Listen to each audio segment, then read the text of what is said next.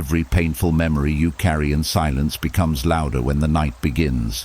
When the room grows still, when the world stops asking you to be strong, when your body finally lies down to rest, the mind often wakes up again. It brings back the words you wish you never heard, the moments you wish had ended differently, the faces you tried so hard to forget, the mistakes you keep reopening, and the pain you thought you had buried, but somehow still remembers where to find you. Not because you are weak, not because you are broken, but because the mind keeps replaying what it has not yet learned how to release. We were taught to survive pain, but not to let it pass through us. We were taught to keep moving, to stay busy, to smile, to answer, to carry on, even when something inside us was still hurting. But no one showed us how to end the day without reopening old wounds. No one taught us how to let a memory rise without following it. No one told us that peace does not come from winning an argument with the past, but from no longer entering that argument at all. The Stoics understood this deeply. They knew that pain does not only come from what happened, it also comes from the meaning the mind keeps giving to what happened. They taught that the past is no longer in our hands, but our response to the past still is. They believed that freedom begins when the soul stops begging yesterday to change and starts returning gently to the present moment. Tonight, that is what this sleep meditation is for. 4 hours to quiet the replay. 4 hours to loosen the memories that keep tightening your chest. 4 hours to separate what happened from who you are. 4 hours to let the body soften, the mind unclench, and the heart stop carrying what the night was never meant to hold. You do not have to solve your whole life before you sleep. You do not have to understand every wound before you rest. You do not have to keep proving that the pain mattered by replaying it again and again. You only have to return, breath by breath, to the quiet place inside you that existed before the pain became so loud. And tonight, slowly, calmly, gently, we begin to delete the pain your mind keeps replaying. The night has already opened the door. The mind has begun to soften. The body has been invited to release, and the pain that once felt too heavy to touch is no longer being pushed away. In the introduction, we began with a simple truth. The past may still rise, but you do not have to rise with it. A memory may visit, but it does not have to command you. A wound may speak, but it does not have to become your master. And this is where the first quiet Stoic lesson begins. There is a strange kind of pain that does not shout during the day. It waits. It hides behind responsibilities, conversations, work, noise, chores, and the small duties that keep you moving. But when the night arrives, when there is nothing left to fix, nothing left to answer, nothing left to prove, that pain steps forward like it has been waiting for your attention all along. It may come as a face, a sentence, a mistake, a betrayal, a moment you still wish you could change. And before you realize it, your mind is no longer resting. It is serving the memory. This is where the Stoic practice begins. Not by forcing the memory away, not by pretending it does not hurt, and not by becoming angry at yourself for remembering. The Stoics were not teaching people to become stone. They were teaching people how to remain free inside the storm. They understood that pain becomes more powerful when the mind bows before it. A painful memory can enter your awareness, but the moment you obey it, follow it, feed it, argue with it, and let it drag you through the same old path, it stops being a memory and becomes a ruler. To meet a painful memory without becoming its servant means you learn to stand before it with calm eyes. You do not run from it, because running teaches the mind that the memory is stronger than you. You do not chase it, because chasing gives it more life. You do not wrestle with it, because wrestling keeps you awake. You simply notice it. You say within yourself, "This is a memory. This is not happening now. This belongs to the past. I am here, in this room, in this breath, in this night. That one small act may seem simple, but it is powerful. It separates the event from the present moment. It reminds the mind that the old scene is not the same as your current life. A painful memory often arrives dressed like truth. It tells you, you should have known better. It tells you, you were foolish. It tells you, you are still unsafe. It tells you, this will happen again. But Stoic wisdom asks a deeper question. Is this memory bringing truth, or is it bringing old fear? Because not every thought deserves obedience. Not every feeling is a command. Not every replay is a lesson. Some replays are only the mind trying to protect you with tools that now hurt you more than they help you. This is why Epictetus taught that people are not disturbed only by events, but by the judgments they attach to events. What happened may have caused pain, but what keeps returning at night is often the meaning your mind keeps adding to it. One person hurt you, and the mind turns it into, no one can be trusted. One season broke you, and the mind turns it into, my life will never be soft again. One mistake embarrassed you, and the mind turns it into, I am not worthy of peace. The memory itself may be painful, but the judgment makes it heavier. Tonight, the practice is not to delete the facts.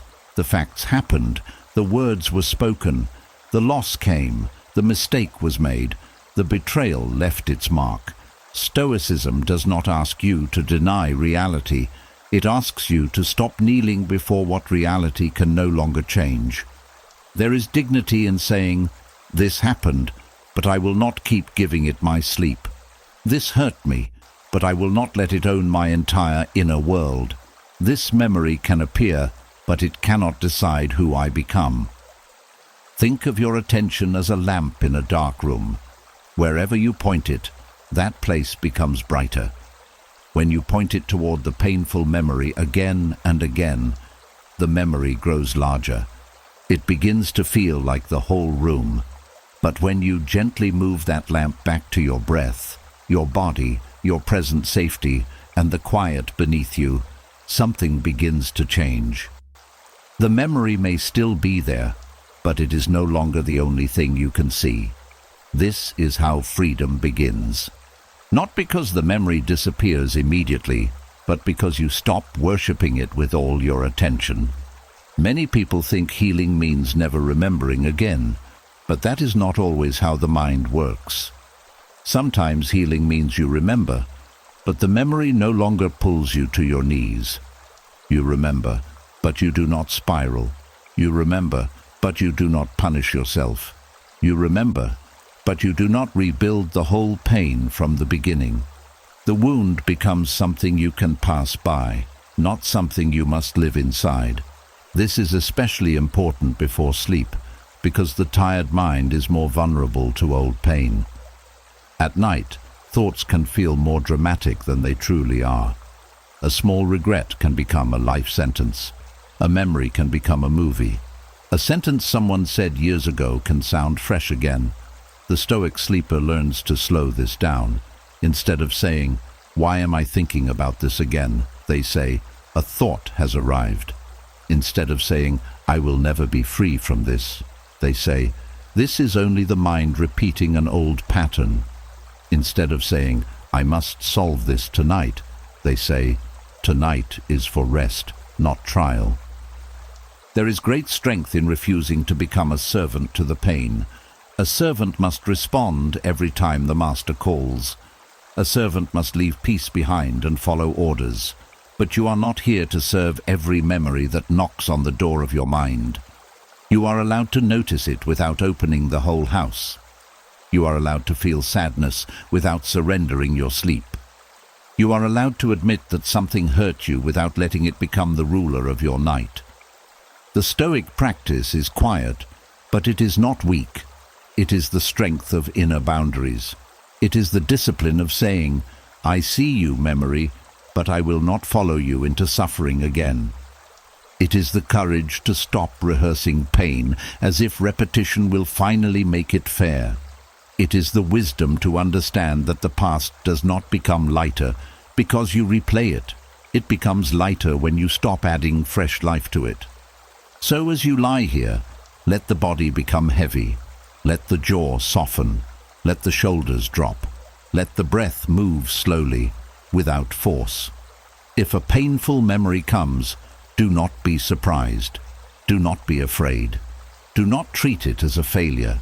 Simply meet it like a passing visitor, calmly, gently, with the quiet authority of someone who is no longer willing to be dragged. You can say within yourself, "This is a memory, not my master. This is pain, not my identity. This is the past, not my prison." And each time you return to the breath, you reclaim a small piece of yourself. Each time you refuse to obey the replay, the chain weakens. Each time you meet the memory without serving it, the night becomes safer. And maybe this is where true rest begins, not when the mind becomes completely empty, but when it no longer has to bow to everything it remembers. And as the last lesson gently showed, a painful memory does not become your master because it appears. It becomes your master when the mind follows it without question.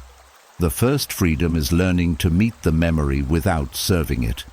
But there is a deeper reason the memory keeps returning, especially at night. Often the mind does not replay pain because it enjoys suffering. It replays pain because some part of you is still trying to accept what cannot be changed.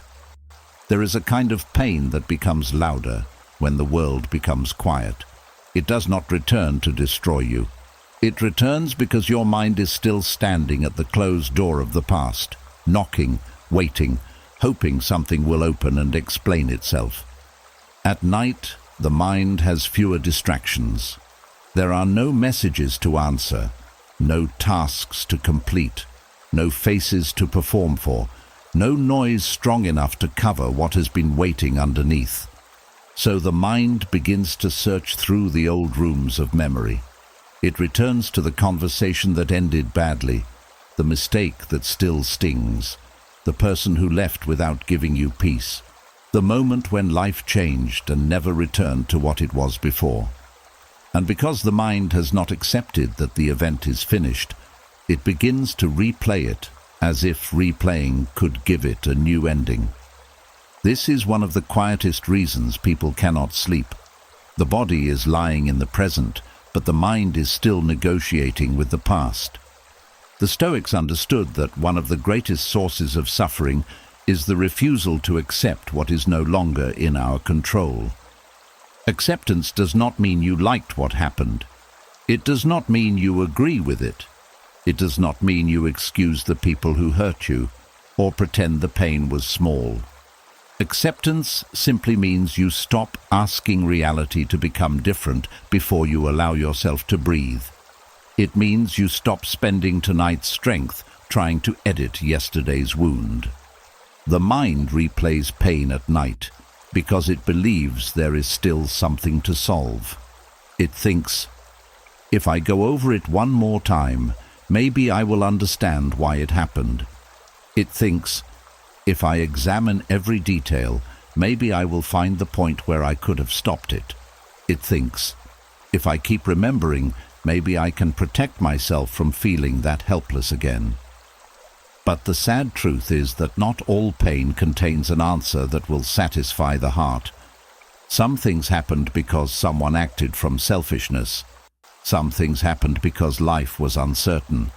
Some things happened because you did not have the wisdom then that you have now.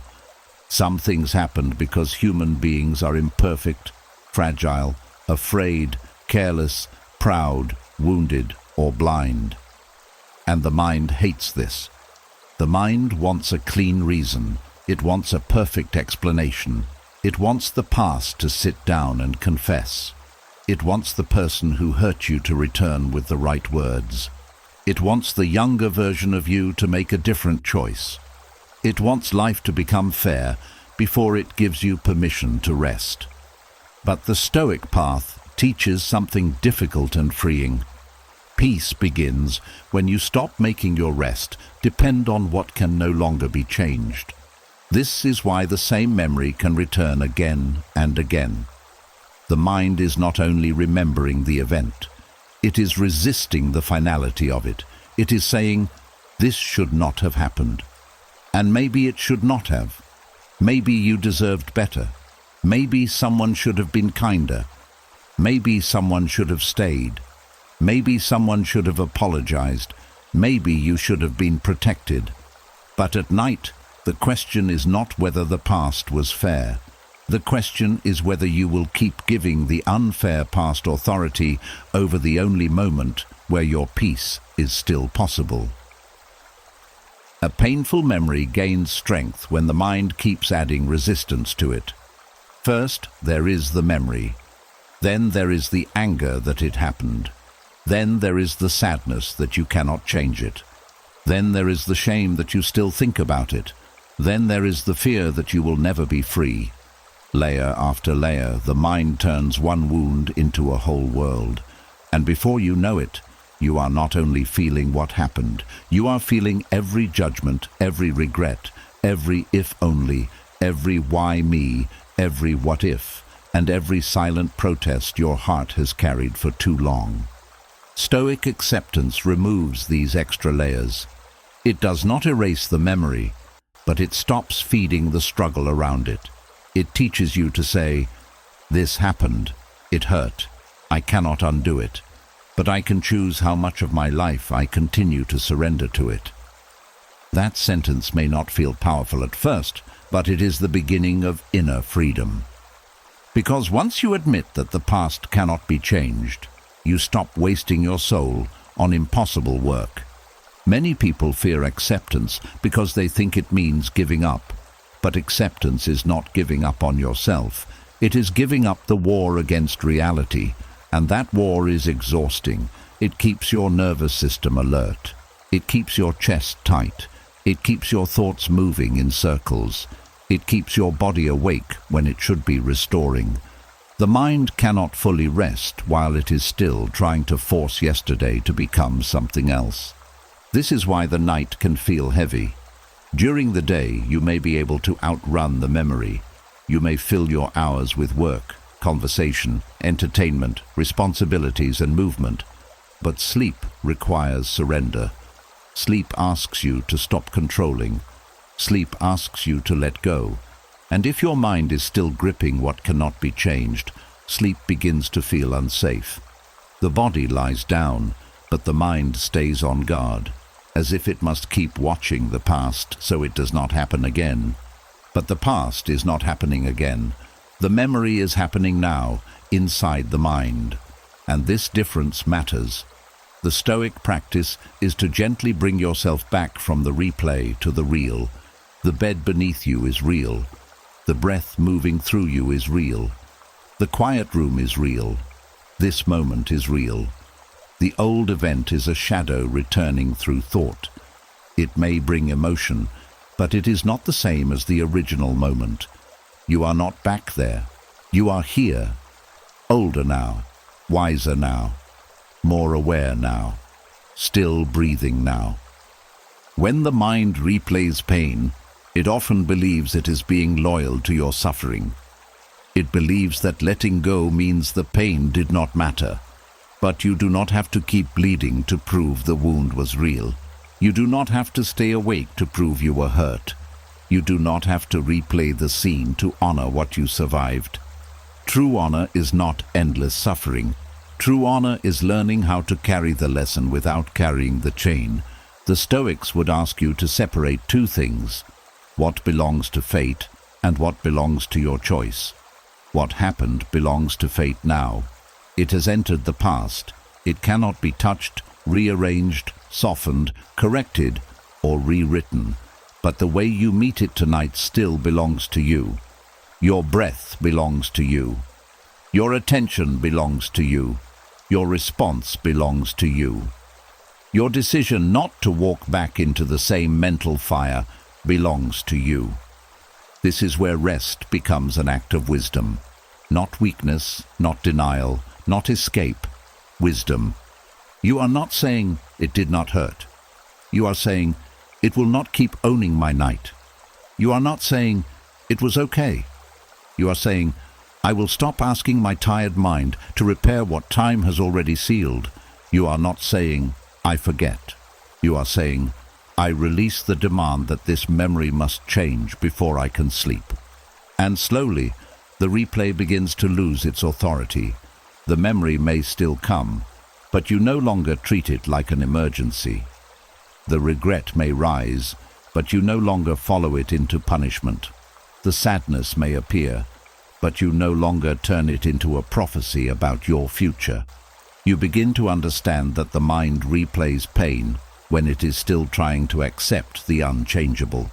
And once acceptance begins, the replay becomes less necessary. So tonight, if your mind returns to an old wound, meet it gently. Do not fight it. Do not feed it. Do not ask it to explain your entire life. Simply breathe and say within yourself, "This cannot be changed, but I can stop changing myself into a prisoner of it." Let that truth settle into the body. Let the shoulders soften. Let the jaw loosen. Let the hands unclench.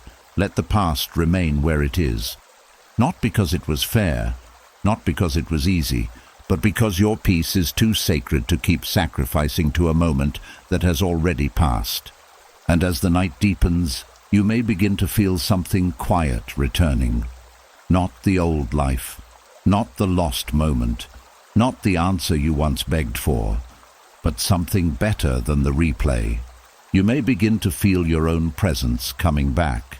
And from the last lesson, we now understand why the mind returns to pain at night. It is not always trying to hurt you. Sometimes it is still trying to accept what cannot be changed. It keeps walking back to yesterday, searching for a door that no longer opens. But now the lesson goes even deeper, because acceptance is not complete until you stop arguing with what has already passed.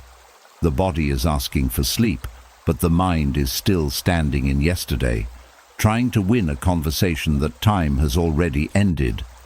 There is a tiredness that sleep alone cannot fix, because it does not come from the body first. It comes from the mind that keeps debating with what has already happened. And the question is quiet but powerful. How long can a soul rest when it keeps returning to fight a day that is already gone? At night, many people are not only remembering the past, they are arguing with it. They are saying, "It should not have happened like that. I should have answered differently. They should have understood me. I should have seen it sooner. I should have walked away. I should have stayed calm. I should have known." The words may not always be spoken out loud, but inside the mind, the argument continues. The body lies still, but the soul is pacing. This is one of the hidden reasons sleep feels far away. Sleep needs surrender, but argument keeps the mind active. Sleep asks the body to soften, but argument tightens everything. Sleep invites the breath to slow down, but argument keeps the heart defending, explaining, proving, correcting, and fighting. The past is no longer in the room, yet the mind keeps treating it like an opponent sitting across the table. The Stoics would gently remind you that yesterday is not a living enemy. It cannot answer you. It cannot apologize on command. It cannot explain itself properly. It cannot change its shape because you are exhausted. It cannot return the lost time, rewrite the words, undo the wound, or give you a cleaner ending. Yesterday is finished. But when the mind refuses this truth, it keeps spending tonight's peace on yesterday's impossibility. And this is where suffering becomes heavier than the original event. The pain may have happened once, but the argument can happen 1,000 times. One conversation ended years ago, but the mind keeps creating new replies. One mistake was made in one moment, but the mind keeps punishing you across many nights. One person failed you, but your thoughts keep giving them a seat beside your bed. This is how yesterday steals sleep, not by returning physically, but by being invited back through inner resistance. To stop arguing with yesterday, does not mean you suddenly approve of it. It does not mean you pretend you were treated well. It does not mean you deny your regret. It does not mean you silence your grief before it has been heard. It means you begin to understand that the mind cannot rest while it is trying to win against time. Some battles are not lost because you were weak. Some battles are simply over because the moment has passed. There is a strong Stoic wisdom in knowing when a thing no longer belongs to action. During the day, if something can be repaired, repair it. If an apology can be given, give it. If a boundary must be set, set it. If a lesson must be learned, learn it. If a choice must be made, make it. But when the night comes, and nothing can be done in that moment except breathe, release, and rest, then continuing the argument becomes a form of self-harm to your peace. Not because you are doing something wrong on purpose, but because the mind has mistaken mental noise for responsibility. Many people think that if they stop thinking about the pain, they are being careless. They think if they stop replaying the mistake, they will repeat it. They think if they stop arguing with the memory, then the memory wins. But the opposite is true. The memory wins when it keeps you awake. Yesterday wins when it owns tonight. The wound wins when it convinces you that rest must wait until the past becomes fair. But peace does not come because yesterday becomes fair. Peace comes when you stop making your body pay for what yesterday refused to give you. Your body is always speaking gently before it starts speaking loudly. Heavy eyes, tight shoulders, a slow ache behind the forehead, a chest that feels tired of holding itself together, a nervous system that has been alert for too long. These are not signs of laziness. These are signs that the body is asking for mercy. It is saying, please, not another battle tonight. Please, not another trial. Please, not another journey into what cannot be changed. And the Stoic path asks you to listen. There is humility in letting the body rest before the mind has solved everything. There is wisdom in saying, I do not have the answer tonight, and I do not need to force one. There is strength in closing the inner courtroom and refusing to call yourself back to the witness stand. Because every night you argue with yesterday, you make your tired self both the judge and the accused. You replay what happened, you question your choices, you blame your younger self, you search for evidence, you create punishments, and then you wonder why sleep will not come. But your bed is not a courtroom, your pillow is not a place for sentencing. The night is not a judge, the darkness is not asking you to prove your innocence. The silence is offering you a chance to return to yourself. To stop arguing with yesterday, begin by naming what is happening. Not with anger, but with calm honesty. You can say, my mind is debating the past. That simple sentence creates distance. It reminds you that you are not the argument. You are the one observing it. Then ask the Stoic question, is there anything I can do about this right now in this bed at this hour? If the answer is no, then the next right action is not more thinking. The next right action is rest. This does not mean the matter is unimportant. It means the hour has a purpose. There is a time to reflect, and there is a time to release. There is a time to learn, and there is a time to sleep. There is a time to face life with open eyes, and there is a time to let the body recover enough to face life well tomorrow. A tired mind is rarely a wise judge. It turns small thoughts into heavy sentences. It turns uncertainty into danger. It turns memory into prophecy. It turns regret into identity. So when yesterday begins to speak, do not answer every line. Let some thoughts pass without reply. Let some memories arrive without becoming a meeting. Let some questions remain unanswered until morning. The Stoic sleeper does not chase every mental visitor. They learn to say, not now, this hour belongs to rest. That phrase may feel simple, but it holds great power. Not now is not denial, it is timing. Not now means you are not refusing growth, you are refusing exhaustion. Not now means you will not let pain choose the hour of your attention. Not now means yesterday may knock, but it does not get to enter whenever it wants. And slowly, the argument begins to lose its voice. The mind may still try to bring up old scenes. It may show you what you should have said. It may create a better reply, a stronger exit, a braver version of you. But gently remind yourself, the purpose of wisdom is not to build a perfect past. The purpose of wisdom is to live more clearly now. You cannot go back and become who you are today. You can only carry today's awareness forward. That is why self-forgiveness is necessary for sleep. Not dramatic forgiveness, not sudden emotional release. Just the quiet willingness to stop attacking the version of you who did not know then what you know now. That younger self may have been afraid, confused, hopeful, pressured, lonely, too trusting, too tired, too attached, too unprepared.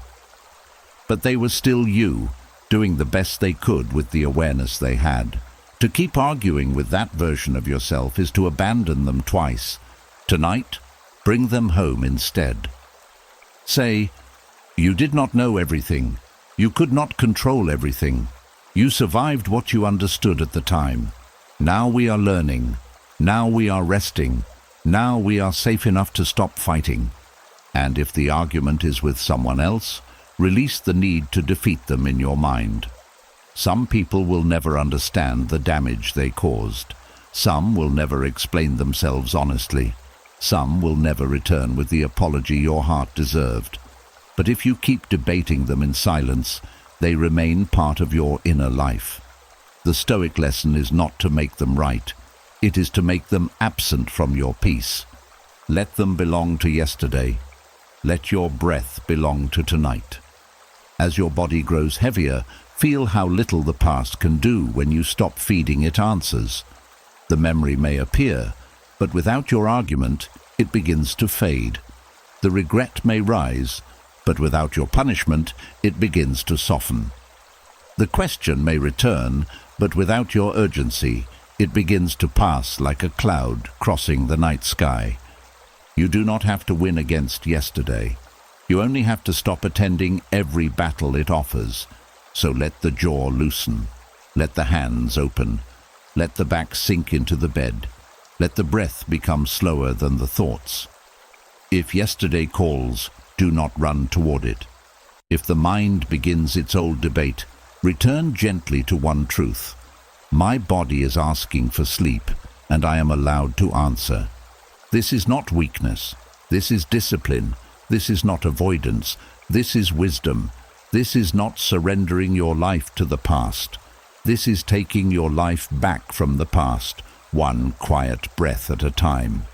And tonight, perhaps for the first time in a long time, you do not need yesterday to agree with you before you rest. You do not need the past to become kind before your body softens. You do not need every unfinished story to close before your eyes can close. You only need to stop arguing with what is gone and return to what is still here. Your breath, your body, your night, your peace. And from the last lesson, we learned that the body cannot truly rest while the mind is still arguing with yesterday. The night asks for softness, but the mind keeps returning to old debates, old regrets, old wounds, old endings that can no longer be rewritten. So now the practice becomes even quieter and even stronger. If you are no longer going to argue with yesterday, then you must learn how to return every painful event to the past where it belongs. Some memories do not hurt because they are still happening. They hurt because the mind keeps carrying them into every new moment. And tonight, the soul is being asked a tender question. What if the pain belongs behind you, but your attention keeps bringing it back beside you?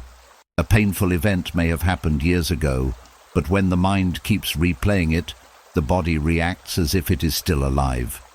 The heart tightens. The breath becomes shallow. The shoulders rise, the stomach turns, the face grows tense, and suddenly you are not just remembering the past, you are living inside it again. This is why the Stoic way is not only about thinking differently, it is about placing things where they truly belong.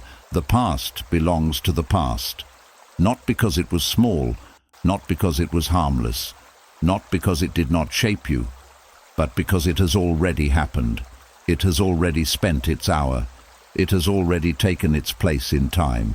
And when you keep dragging it into tonight, you do something painful to yourself. You force your present body to carry an old event as if it is still unfolding. The Stoics believed that peace begins when the mind learns order, not control over everything, not control over people, fate, loss, or what has already been done, but order inside the soul. This means knowing what belongs to memory and what belongs to this moment. It means knowing what belongs to reflection and what belongs to rest. It means knowing what belongs to action and what belongs to acceptance.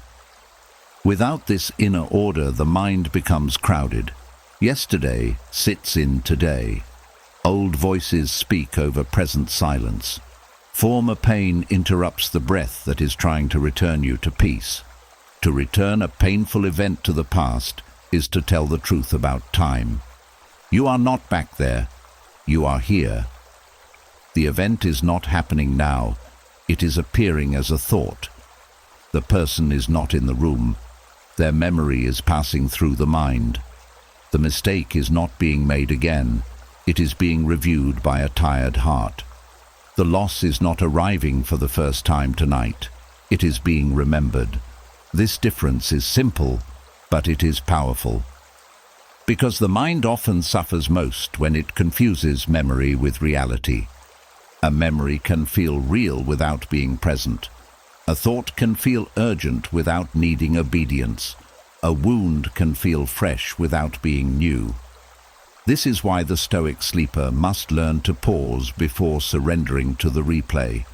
When the old scene rises, you do not need to follow it all the way back. You can gently say, "This belongs to another hour. This does not belong to this bed. This does not belong to this breath.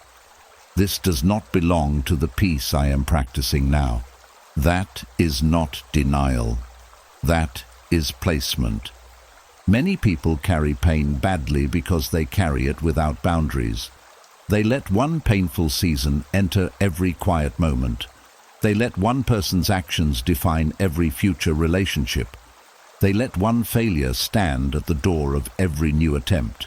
They let one rejection rewrite their worth. They let one betrayal sit beside them long after the person has gone.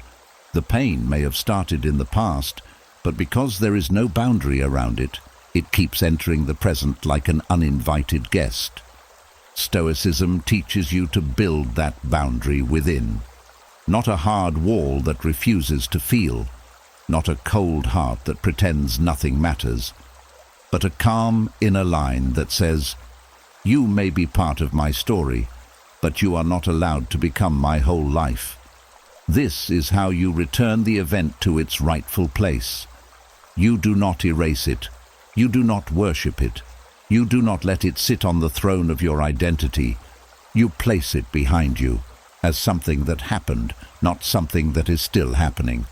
The mind may resist this because pain often wants to feel important.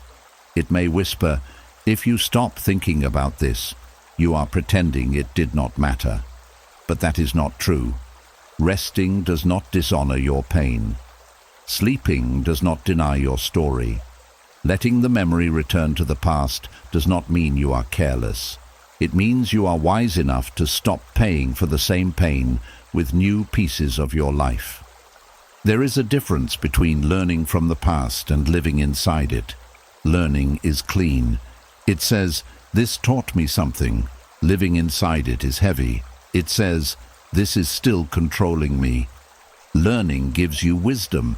Living inside it steals your sleep. Learning helps you move with clearer eyes. Living inside it keeps your soul tied to a door that no longer opens.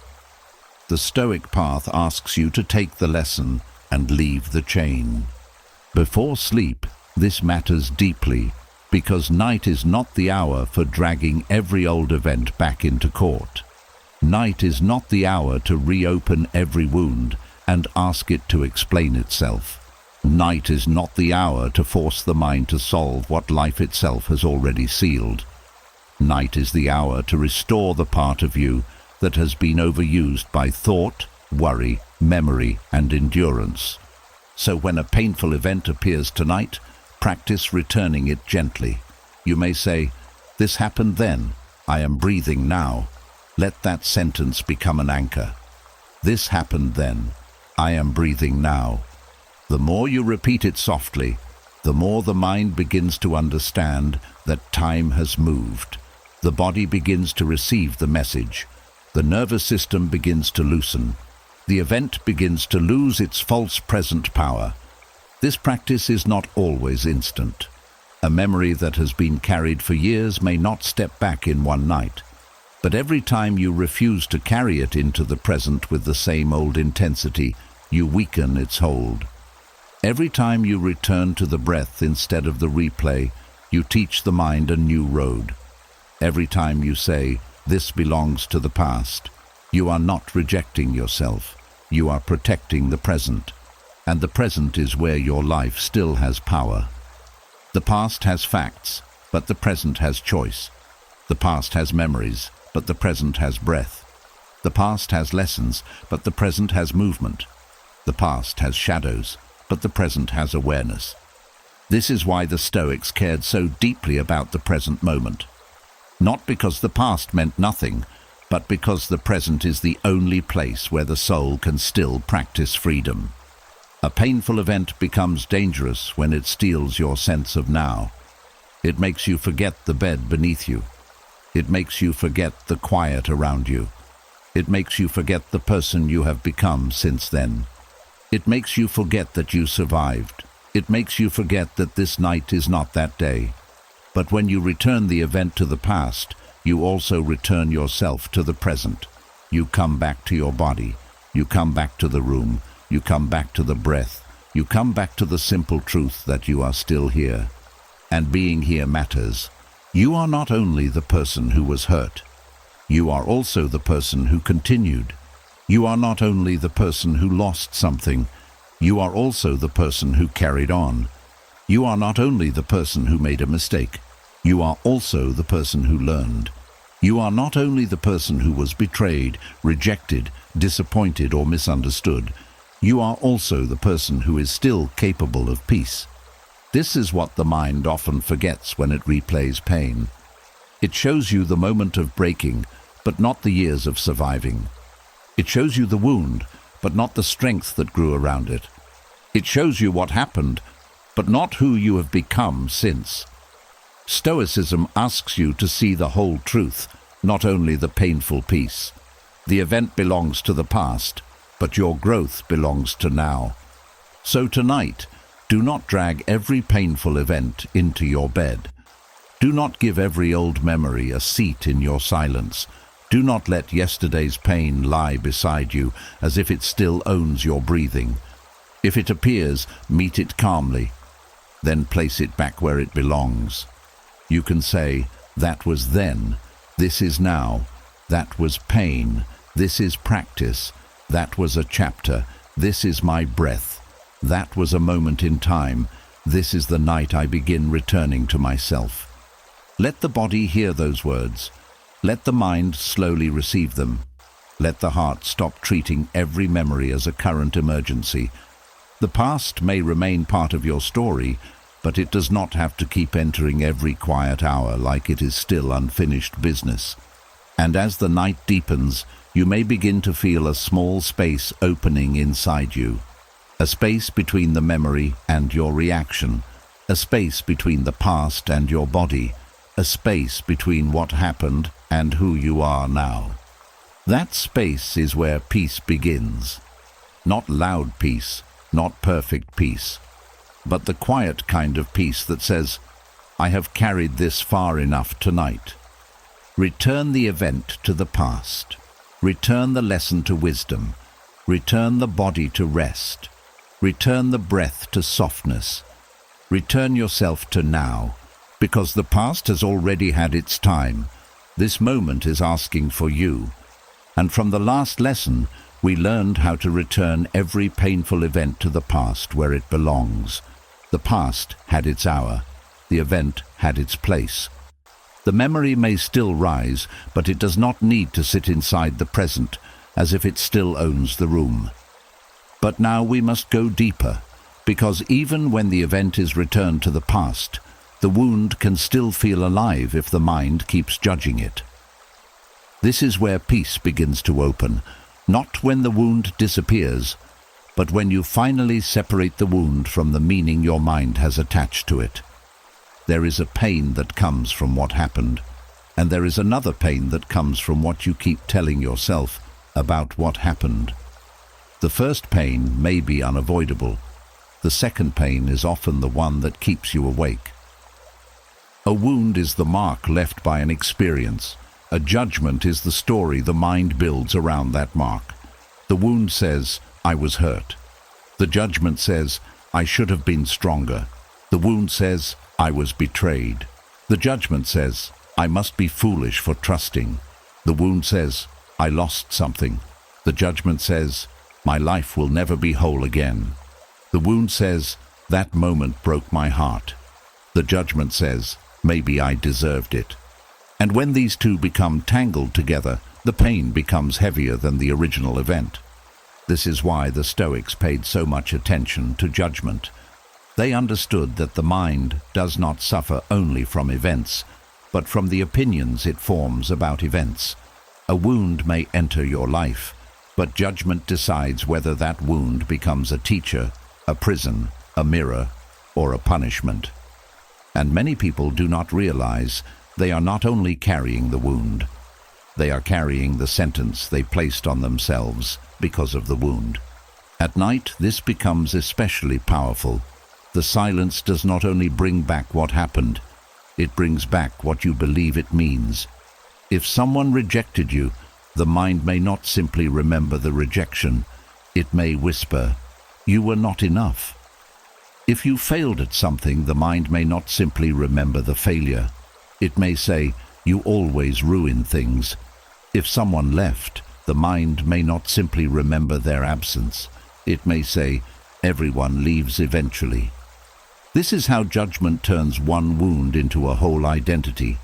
But Stoic peace begins when you pause and ask, "What is the wound, and what is my judgment of the wound?" This question is small, but it cuts through confusion. It helps you see the difference between fact and interpretation. The fact may be that someone spoke harshly to you. The judgment may be that your voice does not matter.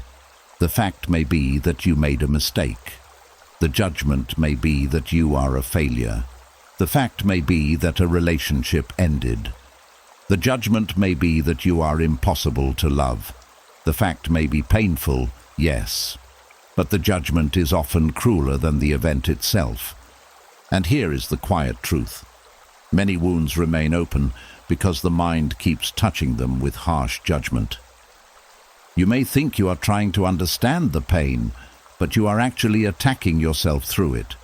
You may think you are reflecting, but you are repeating blame. You may think you are being honest, but you are being unfair to the version of you that was tired, scared, young, hopeful, confused, or simply human. The Stoic path does not ask you to lie to yourself. It asks you to see clearly without adding unnecessary punishment. There is a difference between responsibility and self-condemnation. Responsibility says, "I can learn from this." Self-condemnation says, "I am ruined because of this." Responsibility helps you grow. Self-condemnation keeps you trapped. Responsibility belongs to wisdom. Self-condemnation belongs to a mind that has forgotten mercy. And before sleep, mercy is not weakness. Mercy is medicine. Many people cannot sleep because they lie down with a wound and then they begin judging themselves for still having it. They think, Why am I not over this yet? Why does this still hurt? Why am I so sensitive? Why do I keep remembering? But these questions do not heal the wound. They shame the wound.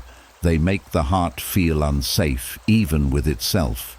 And when the heart does not feel safe, the body does not easily rest. Pain softens when it is met with truth, not insult. A wound needs calm attention. It needs space. It needs understanding. It needs the quiet message that says, something hurt you, but you are not wrong for hurting. This matters deeply because many people were taught to treat their own pain as an inconvenience. They learned to hide it, rush it, explain it away, or compare it to someone else's suffering. But comparison does not heal. Shame does not heal. Judgment does not heal. Only clear seeing begins to heal. The Stoics were not emotional avoiders. They did not teach that a wise person feels nothing. They taught that a wise person learns how to relate to what they feel. That is the key. You may feel sadness without deciding life is hopeless. You may feel regret without deciding you are unforgivable. You may feel fear without deciding danger is everywhere. You may feel loneliness without deciding you are unwanted. Feelings can be present without becoming final truths. This is how you separate the wound from the judgment. You let the wound speak plainly, without letting the mind turn it into a verdict. You say, "This hurt me," instead of, "This ruined me." You say, "I made a mistake," instead of, "I am a mistake." You say, "I was disappointed," instead of, "Nothing good stays." You say, "I trusted someone who could not honor that trust," instead of, "I should never trust again." You say, "I am grieving," instead of, "I will never be happy." This change may seem gentle, but it is powerful. Words shape the room the mind sleeps in. A harsh judgment keeps the nervous system alert. It tells the body there is danger inside. It makes your own mind feel like an unsafe place. But a truthful, softer judgment begins to lower the inner alarm. The body hears the difference. The breath slows. The face releases. The chest loosens. The night becomes less like a battlefield and more like a place where the soul can finally lay down its weapons. There is also another hidden judgment that keeps pain alive. The belief that your wound should have disappeared by now. But healing does not always follow the schedule the mind demands. Some wounds need time because they touched deep places. Some memories return because they are asking to be met with more compassion than you gave them before. Some pain lingers not because you are weak, but because you have spent years fighting it instead of listening to it calmly. The Stoic way is patient. It does not panic when pain appears. It does not say, "This should not be here." It says, "This is here. How shall I meet it wisely?" That one shift changes everything. Instead of creating a second wound through resistance, you create space around the first wound through awareness. Peace begins in that space. Because once you separate the wound from your judgment of the wound, you may discover something surprising. The wound is painful, but it is not always as cruel as the story around it. The wound may say, "I lost someone," but the judgment says, "I will always be alone." The wound may say, "I was treated badly," but the judgment says, "I must not be worth treating well." The wound may say, "I failed," but the judgment says, "I have no future." When you remove the judgment, the wound becomes something you can hold.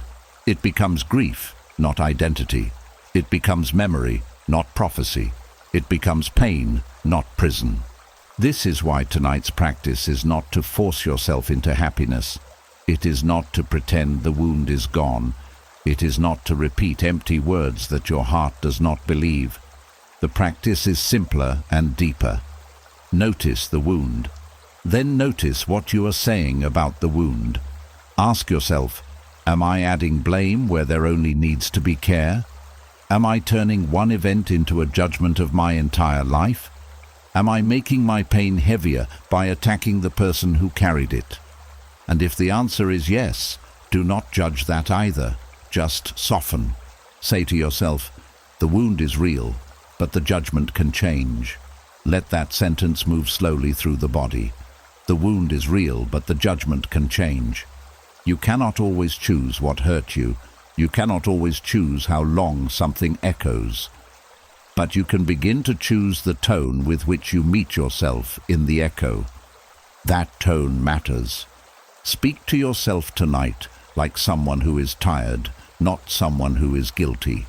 Speak to yourself like someone who survived, not someone who failed. Speak to yourself like someone who needs rest, not another trial. The mind may have spent years being sharp with you, but Stoic wisdom invites you to become firm without being cruel, honest without being harsh, awake without being restless. As you lie here, let the body become heavy again. Let the breath come without effort. Let every place of tension receive permission to loosen. If a wound rises, do not rush to label it. Do not turn it into a story about your worth. Do not turn it into proof that the future is unsafe. Simply notice it and say, this is pain. This is not my whole self. This is a wound. This is not a verdict. And slowly, something begins to release. Not because the past changed, not because every answer arrived, not because the wound vanished in one night, but because the mind stopped adding another layer of suffering on top of what already hurt. That is where peace begins. In the gentle separation, in the quiet space between what happened and what you believe it means. In the moment you stop calling yourself broken because you were wounded. In the moment you stop turning pain into punishment. In the moment you realize that the wound may be part of your story, but your judgment no longer has to keep it bleeding. Tonight, let the wound be a wound. Do not make it your name. Do not make it your future. Do not make it your identity. Do not make it a sentence you must serve for the rest of your life. Place a softer truth beside it. I was hurt, and I am still worthy of peace. Let that be enough for this breath. Then the next. Then the next. And as the night carries you deeper, may the wound remain real, but may the judgment grow quiet. May the memory remain in the past, but may your heart return to the present. May the pain lose its sharpness, not because you denied it, but because you finally stopped turning it against yourself. And from the last lesson, we learned that peace begins when the wound is separated from the judgment placed on top of it. The wound may be real, but it does not have to become a verdict against your life. Pain may rise, but it does not have to be turned into identity. Now the practice moves into the night itself, into that fragile hour when one memory can enter quietly and take over everything. Because if the mind is not trained, one painful memory can command the whole night, like a ruler sitting on a throne it was never meant to occupy. There is a moment before the replay becomes powerful. A small moment, a quiet moment, a moment so subtle most people miss it. The memory appears, and before you know it, your whole body has followed it.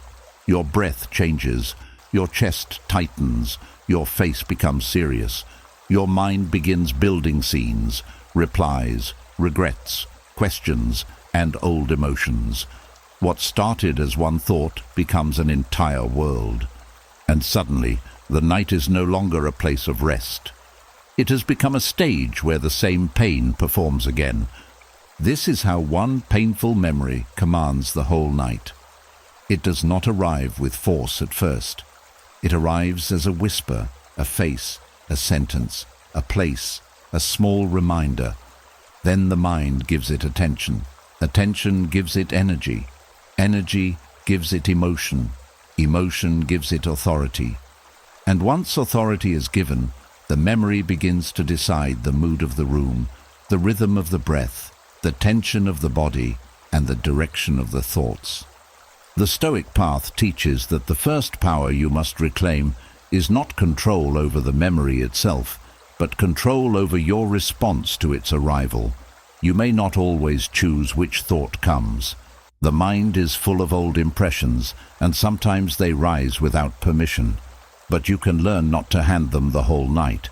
You can learn to let a memory pass through awareness without giving it the keys to your peace. A painful memory becomes commanding when the mind treats it as urgent. It says, "Think about this now. Solve this now. Understand this now. Feel this fully now. Go back and study every detail now." But the Stoic sleeper learns to question urgency. Is this truly urgent, or is it familiar? Is this thought asking for wisdom, or is it asking for another cycle of suffering? Is there anything useful to do with this memory at this hour, or is the mind simply repeating pain because repetition feels like control? Most painful memories gain power because they pull you into a false task. They make you believe there is work to do tonight. You must explain. You must defend. You must regret. You must blame. You must punish yourself. You must create a better ending. You must prepare for every possible future danger. But sleep is not the hour for those tasks. The night has its own duty. The body must repair. The nervous system must settle. The soul must become quiet enough to receive strength again. When one memory tries to command the whole night, you must gently return authority to the present moment. This does not mean shouting at the mind. It does not mean forcing yourself to be calm. Force often creates more tension. The mind cannot be bullied into peace. It must be guided. Like a restless child, it needs a firm but gentle voice. You can say within yourself, "This memory is here, but it is not in charge. This thought has arrived, but it does not own this night. This pain may speak, but I do not have to follow." That sentence creates a boundary, and inner boundaries are essential for sleep. Many people have boundaries during the day. They know when to leave a room, stop a conversation, close a door, decline a request, or protect their energy from another person.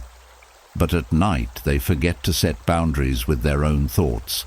They let every memory enter. They let every regret sit down. They let every old wound begin talking.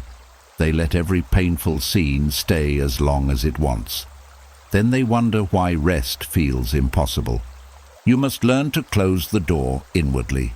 Not forever, not with hatred, not because the memory is meaningless, but because this hour belongs to sleep.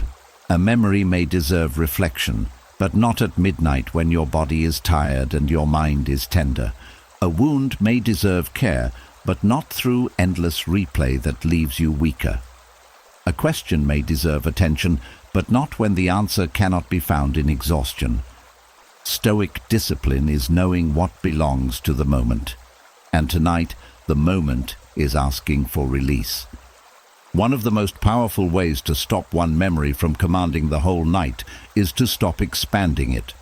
A memory appears, and the mind wants to build around it. It wants to add what could have happened, what should have happened, what might happen next, what it means about you, what it means about others, what it means about the future. This expansion is what turns a single thought into a storm. The memory itself may be one small flame, but imagination keeps adding wood. So the practice is to reduce it back to its true size.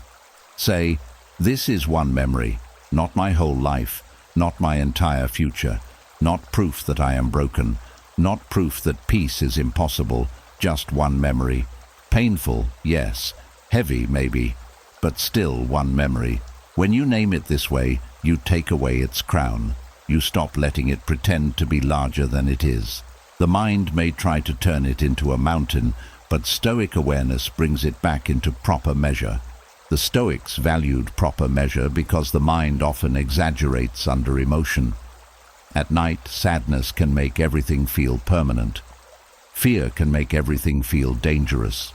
Regret can make everything feel unforgivable.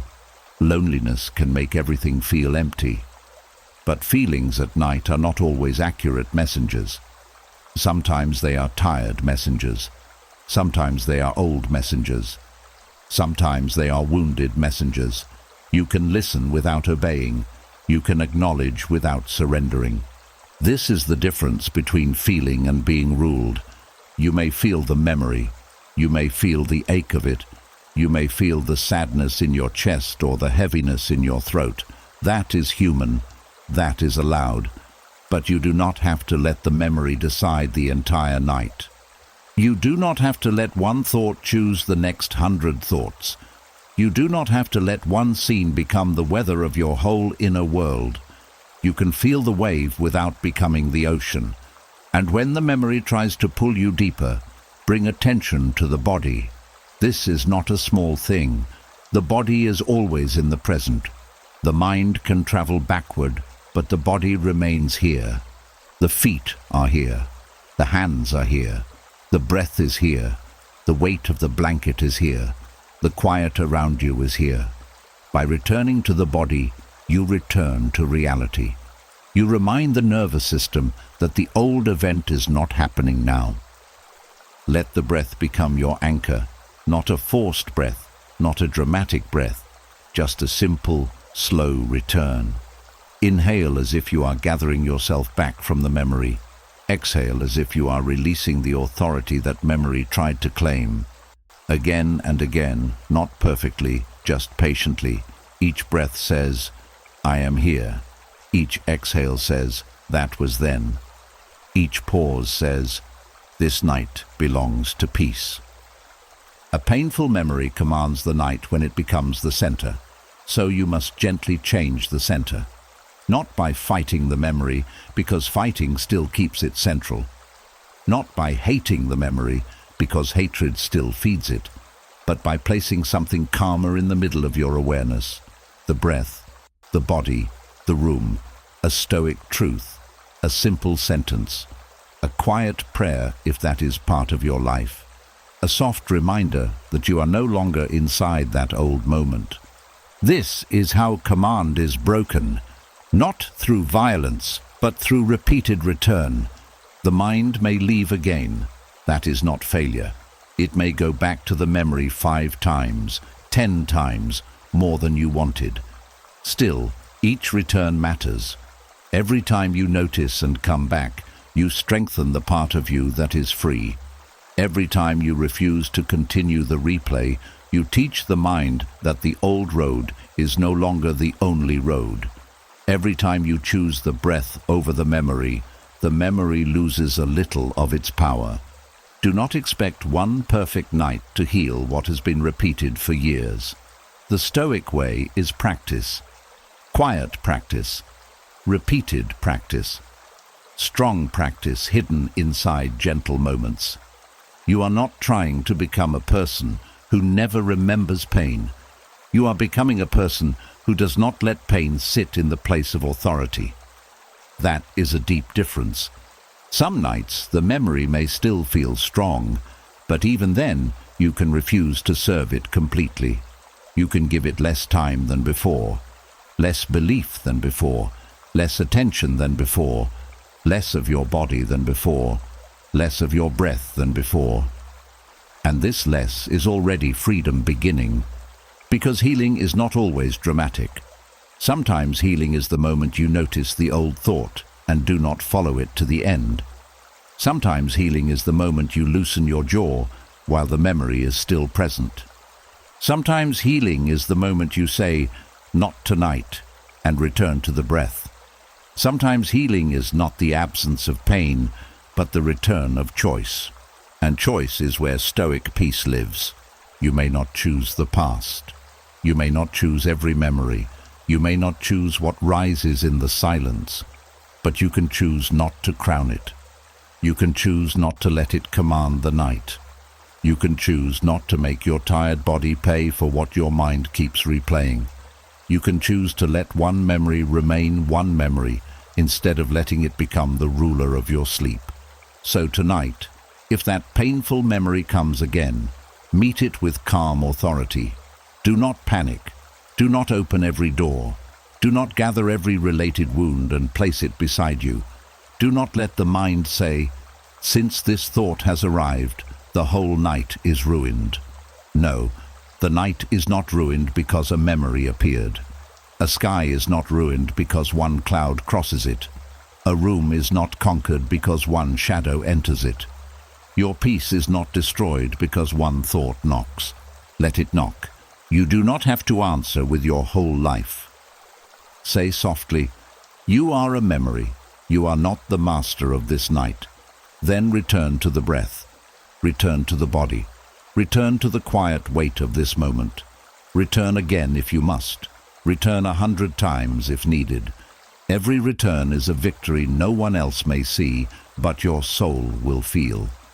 And as the night deepens, the memory may still be there at the edge of awareness, but it will no longer be seated on the throne. It will become smaller. It will become quieter. It will become something passing, not something ruling. And you will begin to understand that peace does not require the mind to be empty. Peace begins when the mind no longer gives one painful memory the power to command everything. Tonight, let the memory be small enough to pass.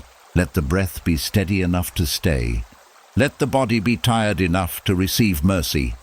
And let the night belong, not to the pain that returned, but to the peace you kept choosing after it came.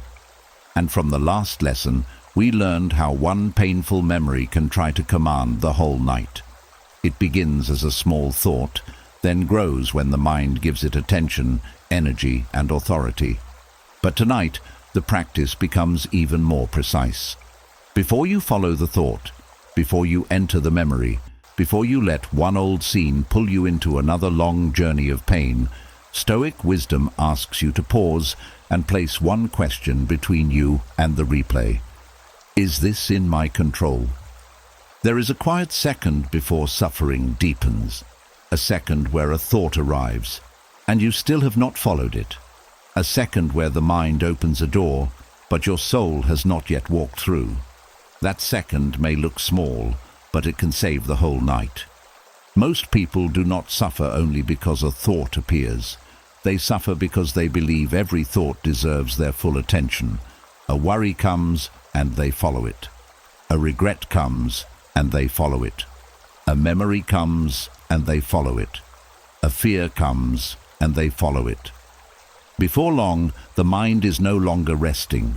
It is running through old rooms, chasing answers, defending itself, repairing scenes that cannot be repaired, and trying to control things that are no longer within reach. This is why the Stoic question matters so deeply. Is this in my control? Is not just a sentence, it is a gate. It stops the mind from walking blindly into pain. It asks the soul to separate what belongs to you from what does not. It brings order into the storm. It reminds you that peace does not come from controlling every thought, every memory, every person, every outcome, or every wound. Peace begins when you stop giving your energy to what your hands cannot touch. At night, the mind often brings back things that are outside your control. What someone said, what someone did, why they left, why they changed, why they misunderstood you, why they never apologized, why the past unfolded the way it did, why life did not protect you from that moment. These thoughts can feel important because they carry emotion, but importance is not the same as control. Something can matter deeply and still be beyond your power to change. That is one of the hardest truths to accept. The mind may say, "But I need to understand." The heart may say, "But I need closure." The wound may say, "But I need the past to explain itself before I can rest." And yet the Stoic path gently answers, "Can you control that tonight?" If the answer is no, then following the thought will not bring peace. It will only take more from a body already asking for mercy. This does not mean you become cold. It does not mean you stop caring. It does not mean you pretend painful things do not matter. Stoicism is not the death of feeling. It is the discipline of not letting feeling drag you into useless suffering. A thought may be emotional, but that does not make it helpful. A memory may be strong, but that does not make it wise. A fear may be loud, but that does not make it true. The question, "Is this in my control?" helps you listen without becoming a prisoner. There are things that belong to you. Your response belongs to you. Your next breath belongs to you. The decision to soften your body belongs to you. The choice not to insult yourself tonight belongs to you. The choice to stop replaying the same painful scene belongs to you. The choice to return to the present belongs to you. The choice to say, "This thought is not useful right now," belongs to you. These are small powers, but they are real powers. And real power, even when small, is more valuable than imaginary control over what cannot be changed. Many people lose sleep because they keep reaching for imaginary control. They replay the past as if there is a hidden button somewhere that can undo it. They rehearse conversations as if the perfect sentence will finally heal what happened. They study someone's behavior as if enough thinking will give them power over another person's heart. They revisit old mistakes as if punishment will make them pure. But these efforts do not create freedom. They keep the mind tied to what it cannot command. The Stoic way is different. It does not ask, "How can I force this thought to disappear?" It asks, "Does this thought belong to my responsibility?" That is a calmer question, a wiser question, a question that does not fight the mind, but teaches it where to place its strength. If the thought is about another person's actions, you can say, "That was not in my control." If the thought is about the past changing, you can say, "That is not in my control." If the thought is about needing someone to finally understand you, you can say, "Their understanding is not in my control." If the thought is about what younger you should have known, you can say, "The past version of me did not have today's wisdom." If the thought is about what tomorrow might bring, you can say, "I will meet tomorrow when it arrives." And then you return to what is yours: the breath, the body, the present, the attitude, the choice not to follow. This is not easy at first because the mind is used to wandering without discipline. It is used to believing that every painful thought is a mission, but not every thought is a mission. Some thoughts are only old echoes, some are tired fears, some are emotional habits, some are warnings from a nervous system that has not yet learned it is safe. If you follow them all, you will spend the night obeying noise. But if you pause and ask what is truly in your control, you begin to train the mind to stop wasting its strength. This question is like a lamp in a dark hallway. It does not remove the hallway, but it shows you where to step. Without it, the mind bumps into every old wound. With it, you begin to see clearly. You realize that much of what keeps you awake is not responsibility. It is resistance. It is the refusal to let the uncontrollable remain uncontrollable. It is the hidden belief that if you worry enough, regret enough, analyze enough, or suffer enough, you can somehow make reality bend. But the body cannot sleep while the mind is trying to bend reality. So tonight, when a thought appears, do not follow immediately. Pause. Let the thought stand at the doorway. Look at it gently. Then ask, "Is this in my control?" If it is not, let it pass without building a whole story around it. Let it be a visitor, not a command. Let it be a cloud, not the sky. Let it be a sound in the distance, not an instruction you must obey. If it is in your control, ask another question. Can I act on this wisely tonight? Sometimes even something within your control does not belong to this hour. Maybe you can apologize tomorrow. Maybe you can set a boundary in the morning. Maybe you can make a better choice later. Maybe you can write something down and return to it when the mind is rested. But if you cannot act wisely right now, then the wise action is still rest. This is the discipline many people miss. Control does not mean urgency. Just because something matters does not mean it must be solved in the dark. A tired mind often turns useful reflection into punishment. It turns planning into fear. It turns responsibility into pressure. It turns wisdom into overthinking. So the Stoic sleeper learns to protect the night from tasks that belong to daylight. You can say, if this needs action, I will meet it tomorrow with a clearer mind. Tonight, my work is to rest. That is not avoidance. That is proper timing. A farmer does not plant seeds in a storm and call it discipline.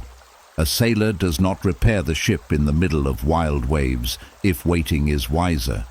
A tired soul does not solve its whole life at midnight and call that strength.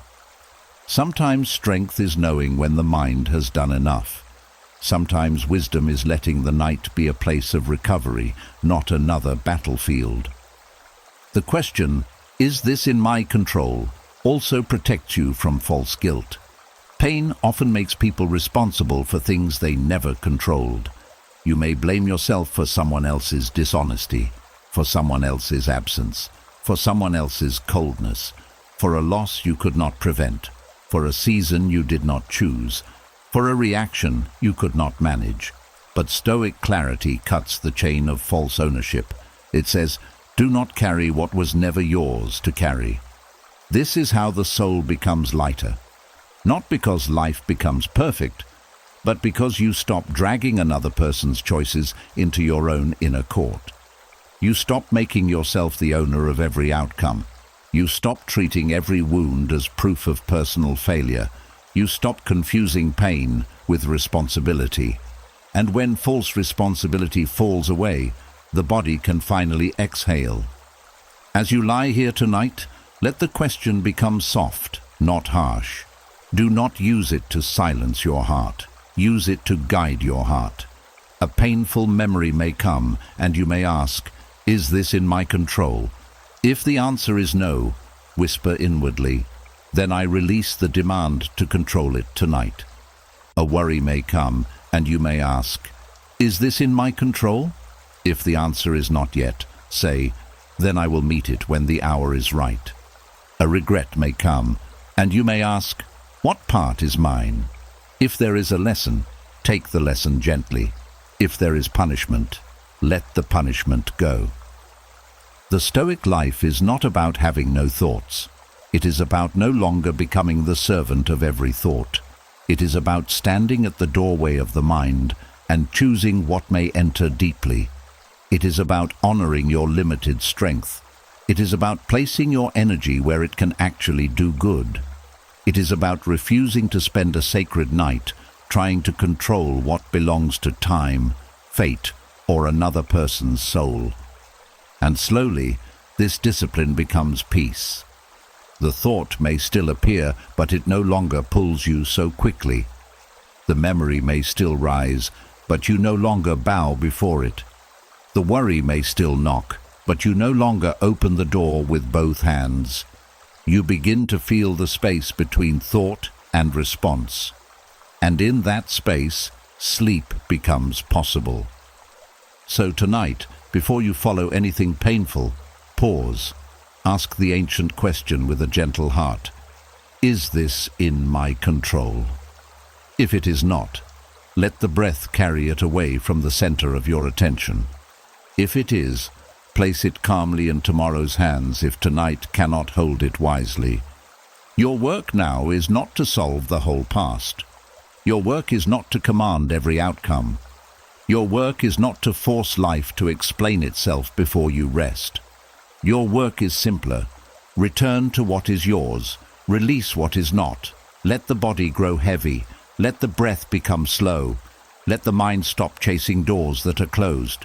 Let the soul remember that peace is found, not in controlling everything, but in no longer being controlled by what you cannot control. And from the last lesson, We learn to pause before following a thought and ask, is this in my control? That question protects the night from becoming a place where the mind wastes its strength on what it cannot change. But now we must look at one of the most convincing traps of the tired mind. Sometimes replaying pain does not feel like suffering at first. It feels like preparation. It feels like the mind is helping you. It feels like you are becoming wiser, sharper, safer, more ready. But if you look closely, you may notice that the same replay which promised to protect you is quietly turning into punishment. There is a kind of thinking that wears the clothes of wisdom, but carries the weight of self-harm. It tells you, go over it again so you do not repeat it. But after the 10th replay, your body is not safer. It is exhausted. The mind loves to believe that if it studies pain long enough, pain will never surprise it again. So it goes back to the wound. It rewinds the moment. It searches the words, the signs, the expressions, the silence, the timing, the choices, the things you missed, the things you said, the things you did not say. It feels serious. It feels responsible. It feels like you are doing important inner work. But there is a difference between learning from pain and being trapped inside it. Learning has an end. Punishment does not. True preparation gives you clarity. Replay without wisdom gives you fear. True preparation helps you make a better choice next time. Replay without mercy makes you afraid of living. True preparation says, this is what I learned. Self-punishment says, this is why I should suffer. And many people confuse the two, especially at night, when the tired mind cannot clearly separate reflection from attack. The Stoics were deeply concerned with this difference. They believed that the mind should be examined, but not tortured. A wise person looks at life honestly, takes the lesson, corrects what can be corrected, and then returns to peace. But the untrained mind keeps dragging itself back to the same wound, not to grow, but to accuse. It calls this preparation, but it is really a courtroom. You are the judge. You are the witness. You are the accused. You are the guard. And every night, the same case is reopened. This is why replaying pain can feel so addictive. It gives the mind the illusion of control. If you keep reviewing the betrayal, maybe you will never be betrayed again. If you keep studying the failure, maybe you will never fail again. If you keep punishing yourself for trusting, maybe you will never be fooled again. If you keep remembering how badly it hurt, maybe you will never let yourself be that vulnerable again. But what kind of safety is this if it costs you your softness, your sleep, your trust, and your peace? Painful replay often pretends to be a shield, but slowly becomes a cage. A shield protects you while still allowing you to move. A cage keeps you locked in place. Reflection is a shield. Rumination is a cage. Reflection says, now I understand the pattern. Rumination says, let me suffer through the pattern again. Reflection leaves you calmer. Rumination leaves you tense. Reflection gives you one clean lesson. Rumination gives you endless questions. Reflection helps you return to the present. Rumination keeps dragging the present into the past. At night your mind may say, I am only trying to make sure this never happens again. But ask gently, is this thought truly preparing me, or is it punishing me? That question is powerful because it exposes the hidden cost of the replay. If the thought brings wisdom, it will feel clear, grounded, and simple. If the thought brings punishment, it will feel heavy, circular, and cruel. Wisdom does not need to shout. Punishment repeats itself because it never feels satisfied.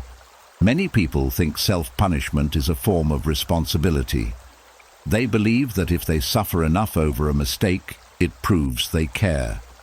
If they keep blaming themselves, it proves they have learned. If they keep losing sleep over what happened, it proves the pain mattered. but Stoic wisdom would tell you that punishment is not the same as growth. A person can punish themselves for years and still not become wiser. But one honest moment of clear reflection can change the direction of a life. To grow, you do not need endless pain. You need truth. You need humility. You need a lesson you can actually carry. You need to know what belongs to you, what does not, and what can be done differently from now on. After that, replaying the wound again and again does not add wisdom, it only adds suffering. There is a hidden cruelty in replaying pain as preparation. It often treats the past version of you as if they should have had the wisdom you only gained after the pain. It says, you should have known. You should have seen it. You should have stopped it. You should have been stronger. But this is unfair. The person you were then did not have today's understanding. That version of you was living inside the moment, not looking back with the full map in hand. Hindsight can be useful, but it can also become a weapon.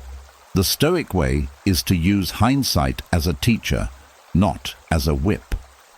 You can say, now I see what I did not see then. That is wisdom. But when you say, because I did not see it then, I must keep hurting now, that is punishment.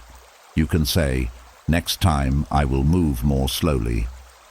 That is growth. But when you say, I was foolish for trusting at all, that is fear pretending to be intelligence. You can say, I will honor my boundaries sooner. That is strength. But when you say, I should never open my heart again, that is pain trying to become your philosophy. And pain is a poor philosopher when it is left unexamined.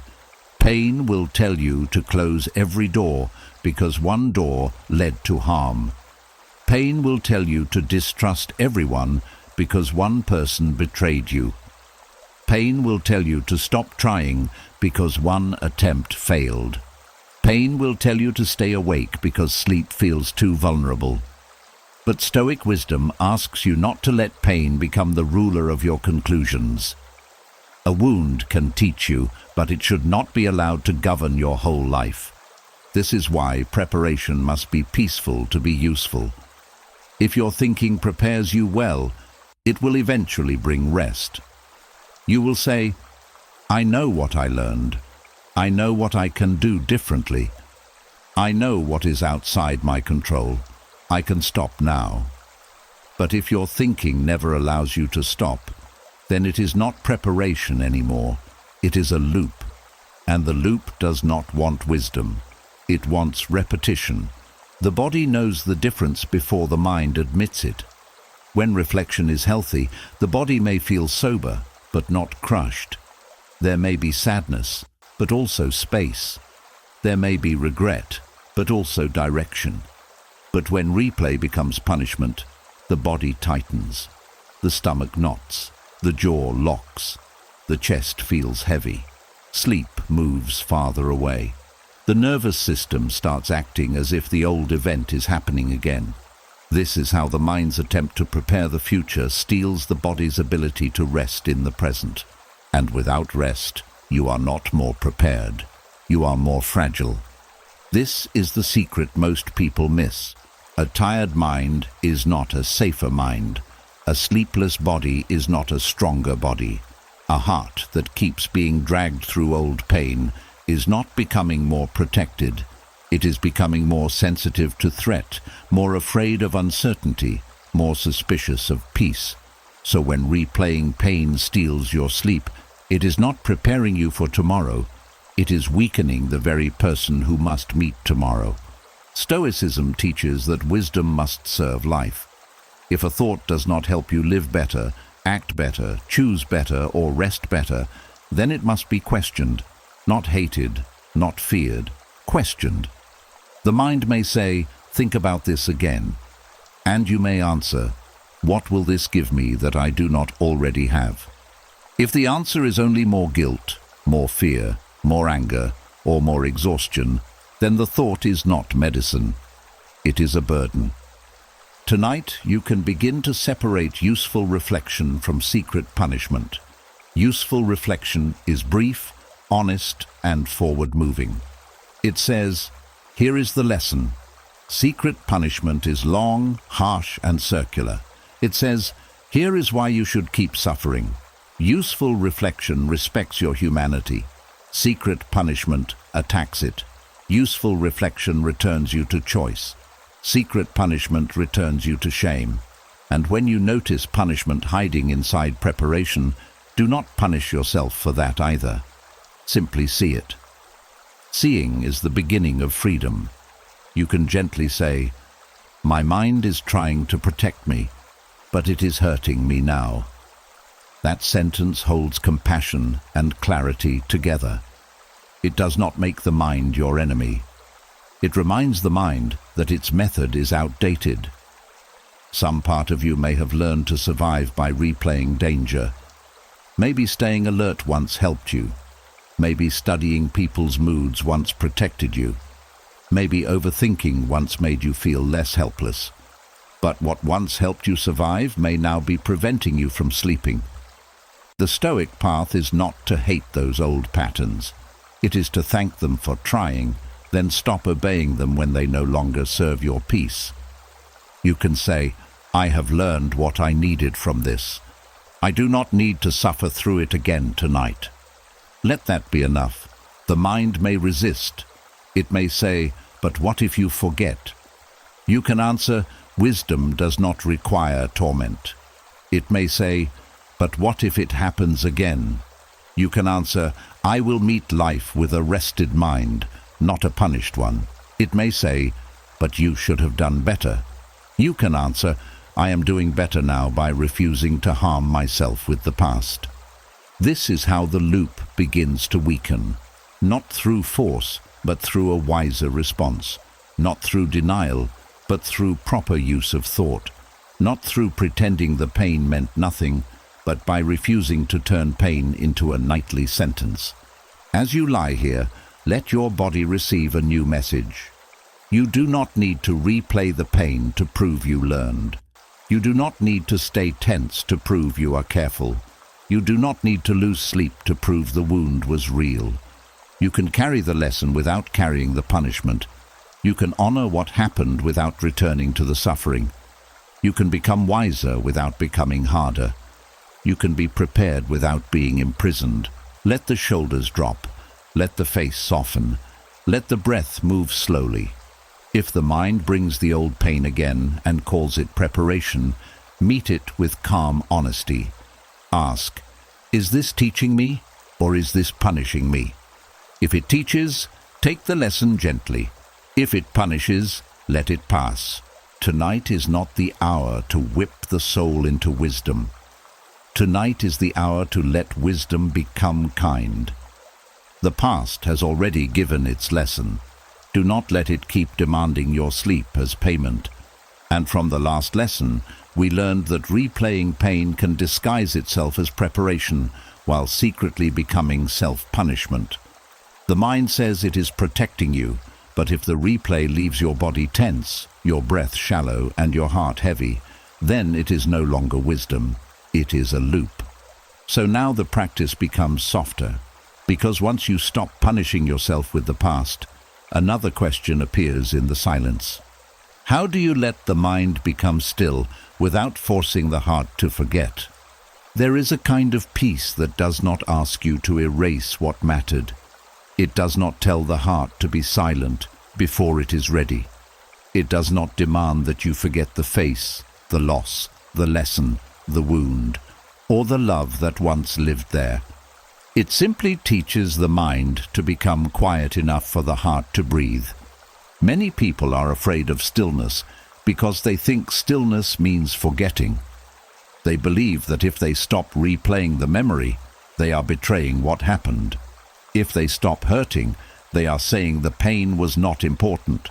If they stop thinking about the person, the season, or the loss, then somehow they are letting go of the meaning it carried. But the Stoic path does not ask you to forget. It asks you to stop being ruled. There is a difference between remembering and replaying. Remembering is a quiet acknowledgement. Replaying is a return to the wound as if it is still happening. Remembering can hold love, grief, wisdom, and truth. Replaying often carries panic, resistance, guilt, and helplessness. Remembering says, "This was part of my life." Replaying says, "This is still controlling my life."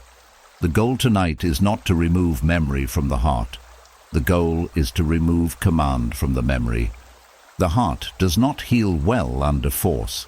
If you tell yourself, "Forget it, stop feeling this, move on, be stronger," the heart may tighten even more. Pain does not disappear because it is ordered to leave. Grief does not become lighter because it is shamed. A tender part of you cannot be bullied into peace. It must be led gently. Like a tired child who has cried for too long, the heart does not need harsh instruction. It needs safety. The Stoics understood that stillness is not emptiness. Stillness is order. It is the mind learning where to place each thing. The memory can remain a memory. The wound can remain a wound. The lesson can remain a lesson. The love can remain love. But none of these must become the ruler of the night. When the mind becomes still, it does not erase the heart. It gives the heart a calm room to exist inside. This matters because some people confuse peace with emotional numbness. They think being calm means they no longer care. But true Stoic calm is not deadness. It is depth. It is the ability to feel without drowning. It is the ability to remember without collapsing. It is the ability to honor what happened without allowing it to steal every breath. A still mind does not say, "Nothing matters." A still mind says, "This mattered, but I do not have to suffer endlessly to prove that it mattered." That is a powerful freedom. Think of the mind as water. When it is disturbed, everything becomes unclear. A single painful thought creates circles, then more circles, then more. Soon you cannot see what is true. You only see movement, but when the water settles, what is at the bottom becomes visible. This is what stillness does. It does not remove the depth. It allows you to see it without distortion. At night, the mind often tries to force healing. It says, "I must be over this by now. I must stop caring. I must forget. I must become hard so this never hurts me again." But force creates resistance. The more you demand that the heart forget, the more the heart clings. It feels unheard. It feels rushed. It feels abandoned by you. And a heart that feels abandoned will keep calling out through memory. So instead of forcing the heart to forget, speak to it with patience. Say, "You do not have to forget tonight. You only have to rest." That sentence carries mercy. It gives the heart permission to keep what was meaningful without keeping the suffering alive. It says, "You can remember later, but you do not have to bleed now." It says, "You can honor this story without staying awake inside it." This is the difference between release and rejection. Rejection says, "I do not want this part of me." Release says, "I will stop carrying this in a way that harms me." Rejection pushes pain into the dark. Release places it down with care. Rejection creates inner war. Release creates space. Rejection tries to delete the heart. Release allows the heart to soften.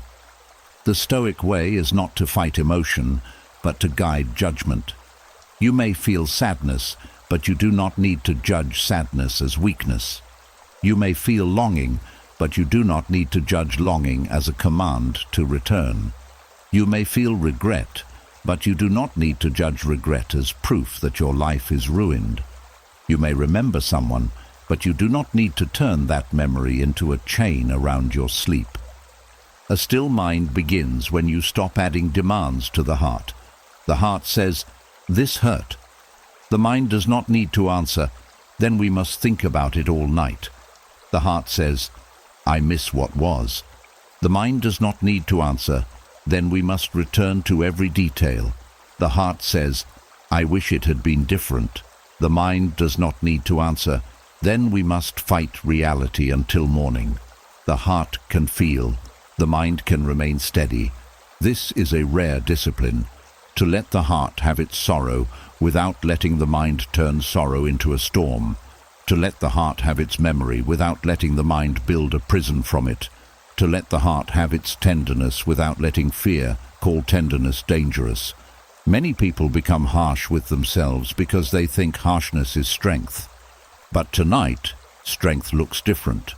Strength is the ability to become quiet without becoming cold. If a memory rises, do not command yourself to forget it.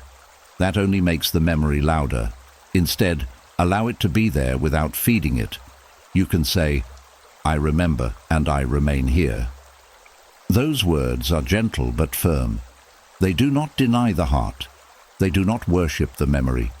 They create a middle path. I remember and I remain here. Not back there. Not inside the scene. Not inside the old wound. Here, in this breath, in this room, in this body, in this night. The breath becomes the bridge between the mind and the heart. The mind wants control. The heart wants care. The breath offers both. It gives the mind something simple to return to and gives the heart a softer rhythm to trust. Each inhale gathers you back from the edge of the memory. Each exhale tells the body, we do not have to carry this so tightly. Slowly, the system begins to understand that remembering is not the same as danger. This is how stillness grows, not by wiping the mind clean, but by lowering the volume of resistance, not by erasing the heart's history, but by removing the panic around it, not by saying, this never mattered, but by saying, this mattered, and still I am allowed to sleep. You are allowed to sleep even if you still care. You are allowed to rest even if the story is unfinished. You are allowed to be peaceful even if someone never apologized. You are allowed to soften even if a part of you still grieves. You are allowed to stop replaying pain without betraying the part of you that was hurt. This is important because the heart often fears that rest means abandonment. But rest is not abandonment. Rest is how you return to yourself. Rest is how the heart receives the strength it needs to heal. Rest is how the mind becomes clear enough to hold pain without becoming pain. A sleepless heart is not more loyal. A punished heart is not more honest. A tense body is not more loving. Peace is not a betrayal of pain. Peace is the beginning of caring for the one who carried it. So tonight, let the mind become still by giving it less to fight. Do not fight the memory. Do not fight the feeling. Do not fight the fact that some things still matter.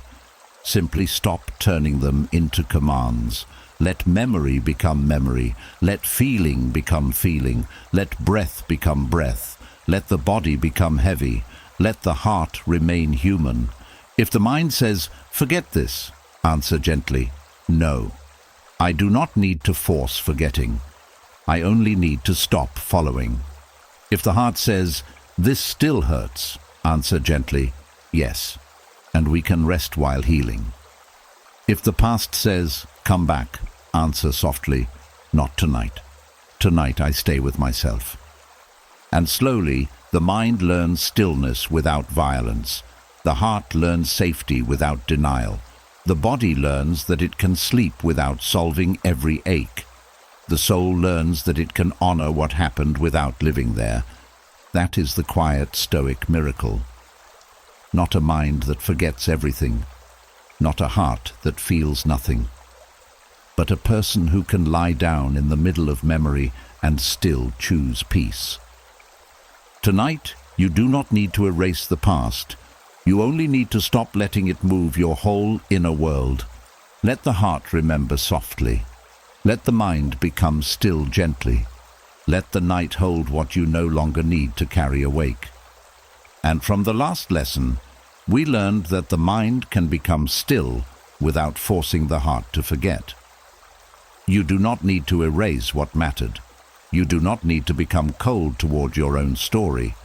You only need to stop letting memory move your whole inner world. Now the Stoic path becomes stronger because stillness is not the same as surrendering to defeat. There is a way to accept what happened without bowing your head as if life has conquered you. There is a way to say, "This event occurred," without saying, "This event owns me." Some pain feels like an ending because it arrives with force. It breaks a plan. It changes a relationship. It closes a door. It takes away a version of life you thought would continue. And in the silence of night, the mind may whisper, "This is where you lost." But Stoic wisdom answers with something deeper. An event can wound you without defeating you. Something can change your life without becoming the final meaning of your life. Acceptance is often misunderstood. Many people hear the word and think it means giving up. They think acceptance means lying down beneath what hurt them. They think it means saying the pain was okay, the loss was fair, the betrayal was acceptable, or the mistake was harmless. But that is not Stoic acceptance. Stoic acceptance is not weakness. It is the clear recognition of reality, so your strength is no longer wasted fighting what cannot be undone. To accept the event means you stop denying that it happened. You stop arguing with the fact of it. You stop spending your night trying to push time backward. You stop demanding that the past become gentle before you allow yourself peace. But accepting the event does not mean accepting a defeated identity. It does not mean saying, "Because this happened, I am finished." It means saying, "This happened, and now I must decide what kind of soul I will bring forward." That is where your freedom still lives. The event belongs to fate. Your response belongs to character. This is one of the most powerful Stoic lessons for a mind that keeps replaying pain. The mind often takes one painful event and turns it into a verdict. It says, "This proves I am weak. This proves I am unlucky. This proves I cannot trust life. This proves I will never recover." But those are not facts. Those are interpretations shaped by exhaustion. The fact may be that something painful happened. The defeat begins when the mind turns that pain into your identity. You can accept that someone left without accepting that you are unworthy. You can accept that someone hurt you without accepting that your heart must become hard. You can accept that you made a mistake without accepting that you are a failure. You can accept that a season ended without accepting that your whole future ended with it. You can accept that life changed without accepting that peace is no longer possible. That separation is wisdom. At night, the tired mind often speaks in final words: always, never, ruined, broken, finished, lost. These words feel powerful in the dark, but they are rarely true. Pain loves to speak as if it can see the entire future. But pain is not a prophet. Pain is a messenger. It tells you something has hurt. It does not have the right to tell you who you must become forever. The Stoics would teach you to take back the meaning, not by pretending the event was small, but by refusing to let it become supreme. The painful event may be one chapter. It may even be a chapter that changed many things. But it is not the whole book. It is not the final page. It is not the full measure of your worth, your strength, your future, or your peace. To accept without accepting defeat, you must stop asking the event for permission to live again. Many people wait for the past to release them before they move.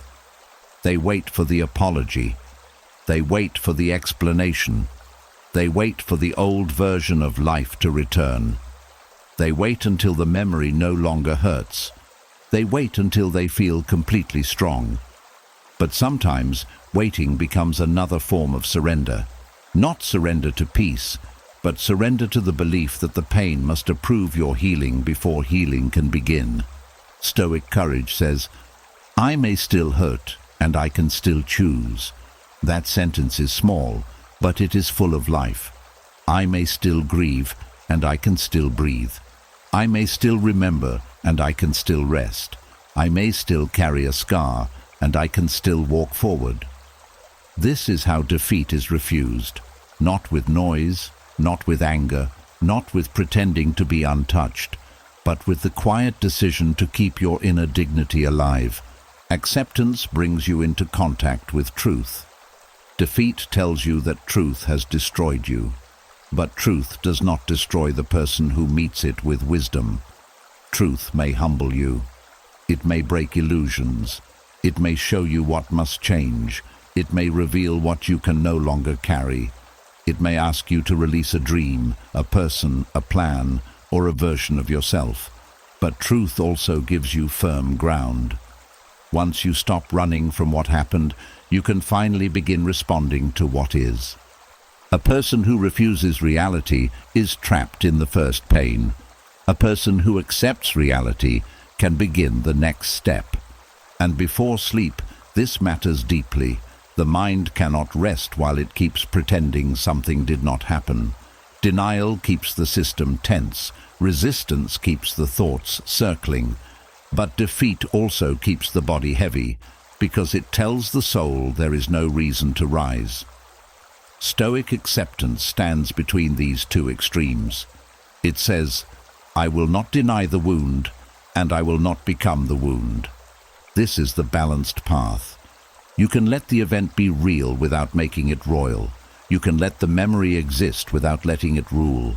You can let the sadness pass through without letting it build a permanent home inside you. You can say, yes, this happened, and still say, no, it will not decide the rest of my life. That no is important. It is not a bitter no. It is not a violent no. It is the no of a soul protecting its own future. No, I will not keep replaying this until I lose myself. No, I will not confuse acceptance with collapse. No, I will not make my bed a place where defeat is rehearsed. No, I will not let one night become another offering to old pain. The Stoic lesson is not that you control every event. You do not. Life will bring things no one asked for. People will act from places you cannot govern. Time will take what you wanted to keep. Mistakes will happen. Losses will arrive. Plans will fail. But what remains in your hands is the sacred power to decide how deeply the event is allowed to enter your character. It may enter your memory. It may enter your history. It may enter your understanding, but it does not have to poison your spirit. This is why Marcus Aurelius often returned to the inner fortress, the place within a person that can remain upright even when outer life becomes uncertain. The outer event may shake the walls of your life, but the inner fortress is rebuilt by judgment, discipline, patience, and clear seeing. Every time you say, "This happened, but I am not defeated," you place another stone back into that fortress. At first, the words may feel weak. The pain may still feel stronger, but practice gives them weight. Every night you stop bowing to the old event, your soul remembers its own height. Every time you choose breath over collapse, you strengthen the part of you that can remain standing. Every time you accept reality without accepting a broken identity, you teach the mind that pain is not the same as defeat. So tonight, if the event comes back, do not fight the fact of it. Fighting the fact keeps you tied to it. Instead, meet it plainly. Yes, that happened. Let the body feel the honesty of that. Then add the second truth. But it did not take my whole life. Let the breath deepen around that. It changed something, but it did not end everything. Let the shoulders soften. It hurt me, but it does not own me. Let the hands unclench. This is not empty comfort. This is Stoic training. You are teaching the mind to tell the whole truth, not only the painful truth. The painful truth says, "I was wounded." The whole truth says, "I was wounded, and I am still here." The painful truth says, "I lost something." The whole truth says, "I lost something, and something in me is still capable of peace.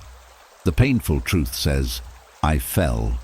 The whole truth says, I fell, and I can rise without hating the fall forever.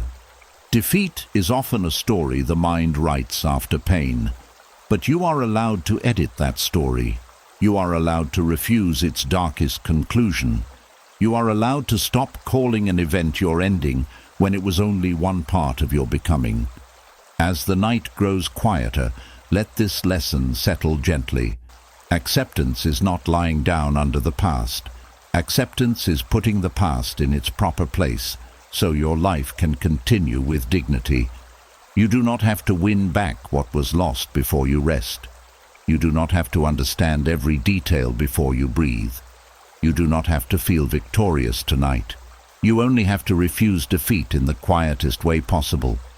By resting, by softening, by returning to the present, by letting the event be true without letting it be final.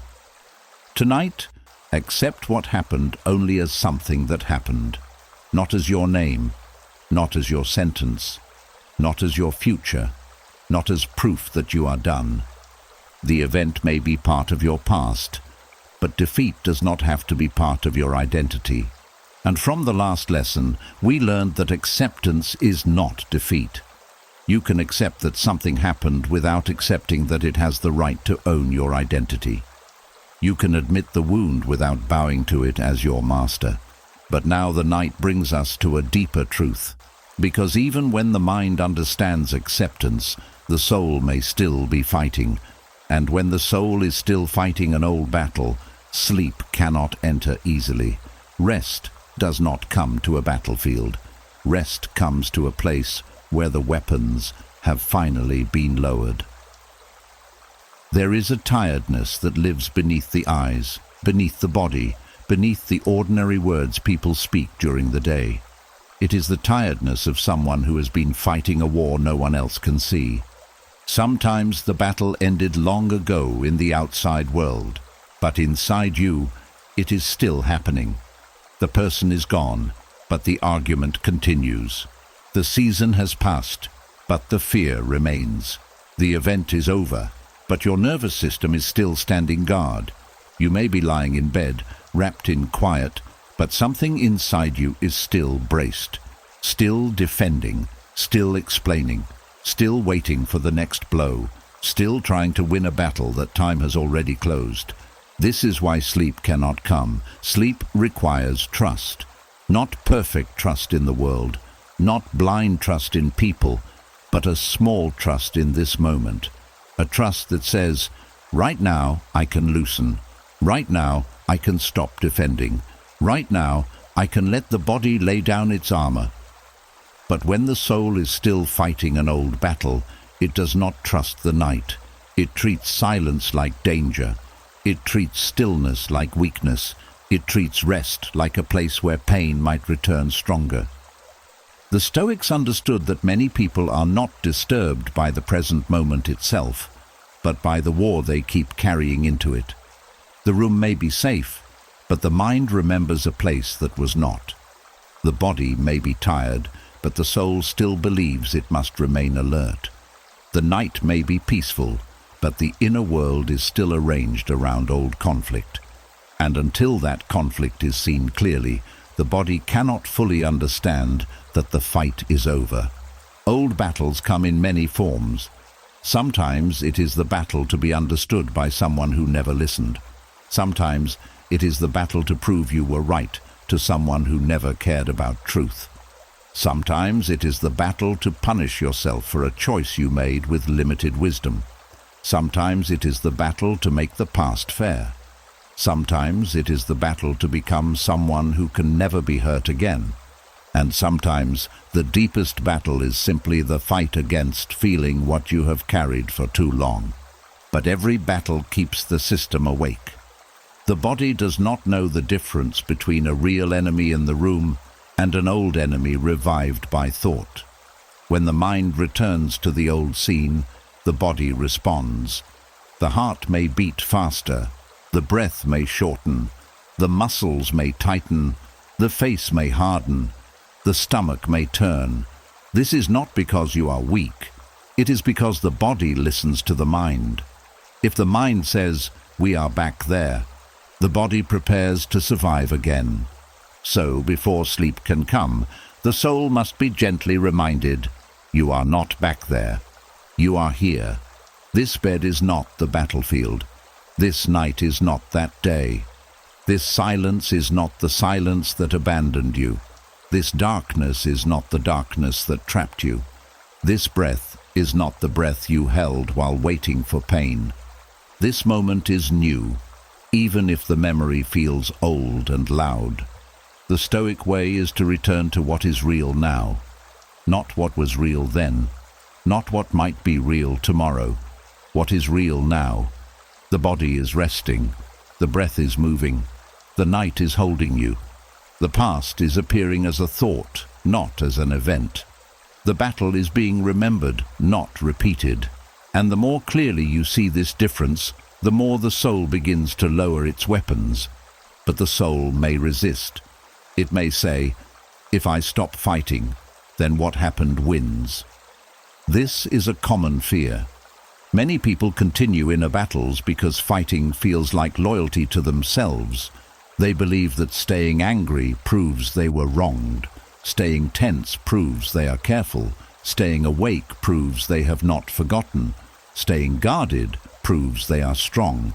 But the Stoic lesson asks a tender question. What if your peace is not a betrayal of what happened? What if your peace is the first proof that the old battle no longer controls you? You do not honor your pain by losing sleep to it forever. You do not prove your strength by staying armed against a moment that is gone. You do not defeat the past by letting it keep your body tense and your mind restless. Sometimes the greatest victory is not winning the old battle. It is leaving the battlefield altogether. That does not mean the pain was small. It means your life is larger. The soul keeps fighting old battles when it believes there is still something to gain from the fight. Maybe an apology, maybe justice, maybe a different ending, maybe the return of what was lost, maybe the version of yourself that existed before the pain. But some battles no longer offer anything except exhaustion. They take your sleep. They take your softness. They take your ability to feel safe in ordinary peace. They take tonight, and then they come again tomorrow asking for more. Stoic wisdom teaches you to examine the cost of the fight. What has this battle taken from your nights? What has it taken from your breath? What has it taken from your body? What has it taken from your ability to be present? What has it taken from the quiet joy that could have entered if the mind were not always standing guard? When you see the cost clearly, you do not need to shame yourself. You only need to understand. This battle may have started as protection. At one time, your mind may have believed it was keeping you safe by remembering everything, analyzing everything, preparing for everything, defending everything. But now, that same protection may have become a prison. The guard who once stood at the gate has forgotten that the war ended. So tonight, speak gently to that guard inside you. Say, "Thank you for trying to protect me, but we do not need to fight this tonight." Say, "You can rest now." Say, "The past is not in the room." Say, "We have carried this long enough for one night." These words may feel simple, but the nervous system understands repetition. It learns safety through gentle signals, given again and again. The soul does not stop fighting because you command it harshly. It stops fighting when it feels safe enough to believe you. This is why softness matters. A harsh inner voice only creates another battle. If you attack yourself for still being hurt, you keep the war alive. If you criticize yourself for still remembering, you create more tension. If you demand sleep with anger, sleep moves farther away. The mind settles best under calm authority. Firm but kind, honest but gentle, clear but not cruel. You can say, "This battle is old, this body is tired, this hour is for rest." let that sentence become a doorway. Because every old battle needs a closing ritual. Not dramatic, not loud. Just a quiet inner act where you decide that the night will not be used as another field of war. You may not be able to end every wound in one moment, but you can end tonight's participation in the fight. You can say, I will not continue this battle in my bed. You can say, I will not argue with ghosts while my body asks for peace. You can say, I choose to lay down what cannot be solved in this darkness. And then you return to the breath. The breath is not a small thing here. It is the signal of surrender without defeat. Each inhale says, I am still alive. Each exhale says, I can release. Each pause says, nothing needs to be fought right now. The breath teaches the body that the old alarm can lower. It teaches the mind that stillness is not danger. It teaches the soul that peace can be trusted slowly. If the old battle rises again, do not panic. Do not say, I failed. A battle that has lived in you for years may not disappear the first night you stop feeding it. But every time you refuse to fight it again, something changes. Every time you return to the breath, the pattern weakens. Every time you choose rest over replay, the soul learns a new path. Every time you lower the inner weapon, the night becomes less threatening. The goal is not to become empty. The goal is to become free. Free from the need to defend yourself to people who are not here. Free from the need to punish yourself for what you did not know. Free from the need to make the past agree with your pain before you sleep. Free from the belief that staying tense will prevent future suffering. Free from the old command that says, keep fighting or you are not safe. Tonight you can be safe without fighting. Let the body hear that. Let the mind hear that. Let the soul hear that. You can be safe without fighting. The past may have trained you to brace, but wisdom can teach you to soften. The wound may have taught you to stand guard, but peace can teach you to lay down. The old battle may have shaped you, but it does not have to keep commanding your nights. So as the room grows quieter, let the shoulders fall away from the ears. Let the hands loosen as if they no longer need to hold invisible weapons. Let the jaw unclench from words it never got to say. Let the chest soften from defenses it no longer needs tonight. Let the back sink into the bed as if the ground is finally allowed to carry you. You do not have to win the old battle before you sleep. You only have to stop fighting it for tonight. And perhaps that is where rest begins. Not when every enemy is defeated. Not when every memory disappears. Not when every wound becomes painless. But when the soul finally understands that this night is not a battlefield. It is a shelter, and you are allowed to enter it without armor. And from the last lesson, we learned that sleep cannot come easily when the soul is still fighting an old battle. The body may be lying down, but something inside remains armed, alert, and ready to defend against a past that is no longer physically present. Now the lesson becomes even more tender, because once you understand that the battle is old, you must stop feeding it with new attention. Pain may have taken a season from you. It may have taken trust, softness, peace, confidence, or sleep. But tonight, Stoic wisdom asks a quiet question. Why keep giving fresh attention to pain that has already taken enough? There comes a moment when remembering is no longer healing. It is only paying the past with the present. Pain has a strange hunger, not because pain is evil, but because the mind gives it life through attention. Every time you return to the same wound with the same fear, the same anger, the same regret, and the same helplessness, you give it another piece of your energy. You may think you are only thinking, but attention is not small. Attention is life. Attention is warmth. Attention is strength. Whatever receives your attention begins to grow larger inside you. This is why a painful memory can feel stronger years after it happened. Not because the event itself is still growing, but because the mind keeps watering it. You replay it before sleep. You question it in silence. You rebuild the scene. You imagine what you could have said. You wonder why they did it. You wonder why you allowed it. You wonder how your life might have been if that moment had not happened. And slowly, the old pain receives new life from your present mind. The Stoics would ask you to look at this with honesty, not with shame, not with anger toward yourself, just honesty. Has this pain not already taken enough? Has it not taken enough nights, enough breath, enough peace, enough space in your heart, enough softness from your face, enough trust from your spirit, enough quiet moments that could have belonged to rest? There is a time to grieve.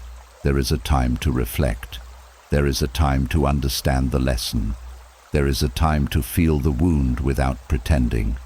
But there is also a time to stop bringing offerings to the pain. And attention is one of the greatest offerings you can give. This does not mean you can simply choose never to remember. The mind will bring things back sometimes. A song, a word, a silence, a place, a certain hour of the night, and suddenly the old feeling appears. That is human. That is not failure. The practice is not to stop every memory from arriving. The practice is to stop serving it once it arrives. You may not control the knock at the door, but you can choose not to invite the visitor to stay all night. Fresh attention often comes disguised as fairness. The mind says, but this was wrong, and maybe it was. The mind says, but they hurt me, and maybe they did. The mind says, but I lost something, and maybe you did. Stoic wisdom does not deny this. It does not ask you to call wrong right. It does not ask you to smile over what broke your peace. It only asks whether giving another night to that pain will restore what was taken. Will replaying it now return the lost time? Will studying it again make the person apologize? Will punishing yourself bring back the old life? Will staying awake make the wound more respected? Will your exhaustion create justice? If the answer is no, then attention must be returned to what can still be saved. Your breath can still be saved. Your sleep can still be saved. Your inner dignity can still be saved. Your future choices can still be saved. Your ability to be soft without being foolish can still be saved. Your ability to rest without solving everything can still be saved. The past may have taken something, but it must not be allowed to take everything. This is where the Stoic path becomes a discipline of protection. You are not only releasing pain, you are protecting what remains. You are protecting your night from becoming another battlefield. You are protecting your body from carrying old stress as if it is new danger. You are protecting your mind from becoming a home for scenes that no longer deserve space. You are protecting your heart from believing that suffering is the only way to prove something mattered. Many people keep giving attention to pain because they fear that if they stop, the pain wins. But pain does not win when you rest. Pain wins when it keeps you awake. Pain does not win when you breathe peacefully. Pain wins when it controls your breath. Pain does not win when you stop replaying the wound. Pain wins when it becomes the center of your inner life. To stop giving fresh attention to pain is not abandonment of your story. It is the return of ownership. It is saying, this happened, but it no longer gets unlimited access to me. It is saying, this pain has had my thoughts for long enough tonight. It is saying, I will not keep renewing the life of something that already hurt me. At night, this choice must be gentle. If you become harsh with yourself, you only create another wound. Do not say, why am I still thinking about this? Say, my mind has returned to pain, and now I will guide it back. Do not say, I should be over this. Say, I am learning not to feed it. Do not say, I am weak for remembering. Say, I am human, and I can still choose where my attention rests. The mind needs a place to go when you remove attention from pain. You cannot simply say no to the memory and leave the mind empty. It will return to what is familiar. So give it something calm. Give it the breath. Give it the weight of the body. Give it the feeling of the bed beneath you. Give it one simple Stoic truth. What is gone is not in my control, but where I place my attention now still belongs to me. Let that truth become your anchor. Attention is one of the last freedoms a person can reclaim. Even when life has been unfair, even when people have disappointed you, even when the past cannot be repaired, attention still has a doorway back to the present. It may not happen perfectly. The mind may wander. The memory may return. But every time you notice and come back, you are taking back a piece of your inner life. This is not small. This is recovery. Every return says, I will not live only where I was hurt. Every return says, I will not make tonight a continuation of that old pain. Every return says, I am allowed to place my attention somewhere softer. Every return says, my life is still happening here. And this is what pain often makes you forget. Your life is still happening, not in the old room, not in the old conversation, not in the moment that broke your heart, not in the scene your mind keeps replaying. Your life is happening in this breath, in this quiet, in this tired body that has carried you through more than you admit, in this small decision to stop giving the past another hour it did not earn. The Stoics believed that what you attend to shapes the soul. If you attend constantly to insult, the soul becomes bitter. If you attend constantly to fear, the soul becomes restless. If you attend constantly to regret, the soul becomes heavy. But if you attend to what is still within your power, the soul begins to stand again.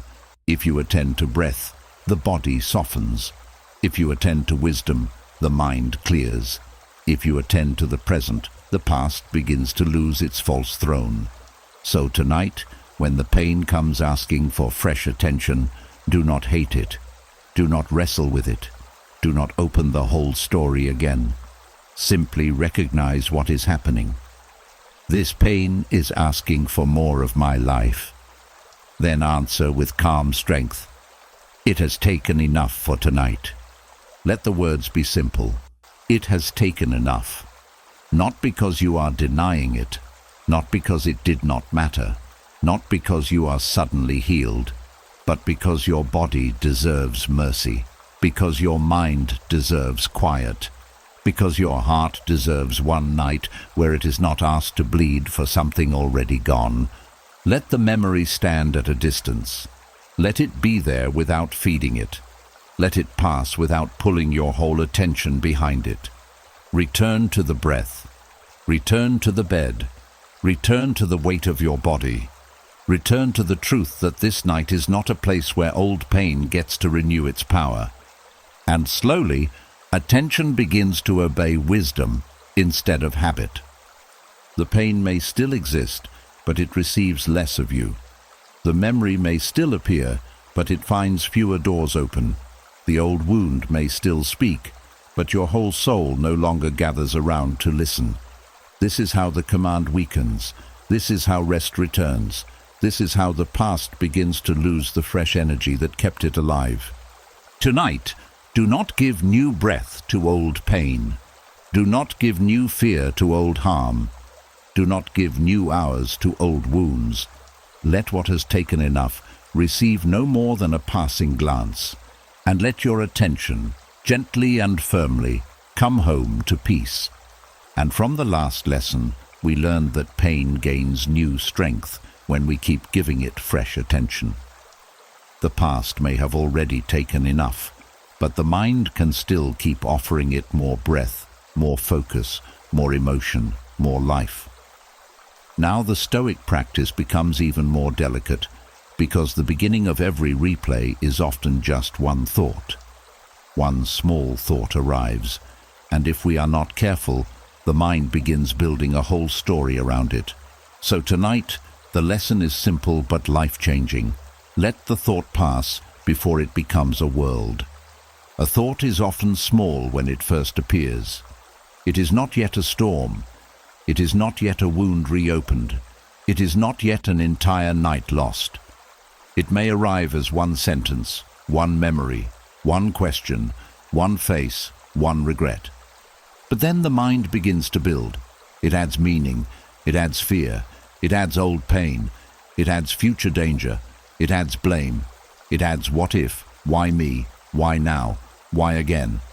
And before long, what began as one passing thought becomes a story so large that your whole body starts believing it. This is why the Stoic art of letting a thought pass is so powerful. The goal is not to stop thoughts from coming. That would only create another battle. Thoughts will come because the mind is alive. Memories will rise because the heart has lived. Worries may appear because the nervous system has known uncertainty. But the quiet discipline is to stop turning every thought into a story that demands your suffering. The Stoics understood that the first impression is not always the truth. A thought may appear and say, "You are not safe," but that does not mean danger is present. A thought may say, "You ruined everything," but that does not mean your life is ruined. A thought may say, "They never cared," but that does not mean your worth has disappeared.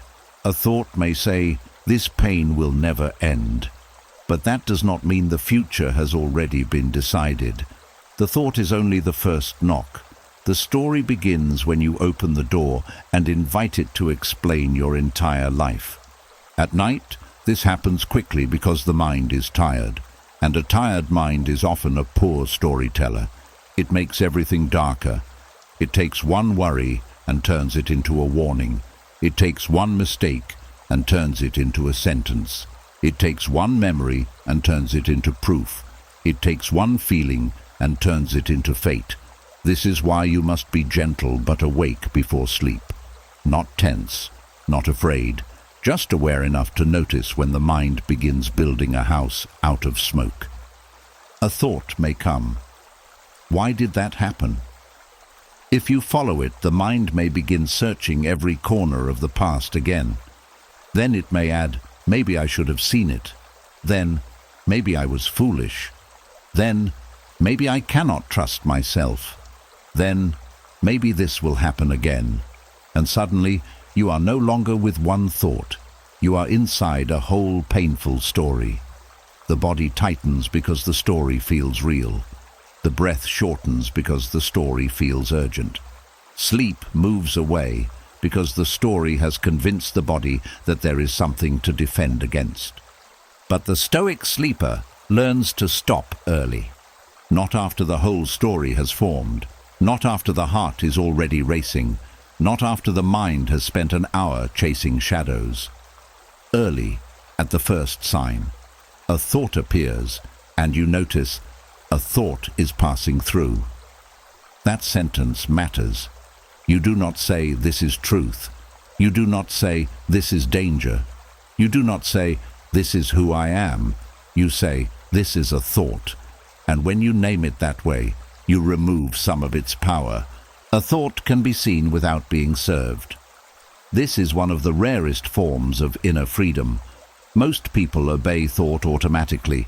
A painful thought comes, and they follow. An angry thought comes, and they feed it. A fearful thought comes, and they prepare for it. A regretful thought comes, and they punish themselves with it.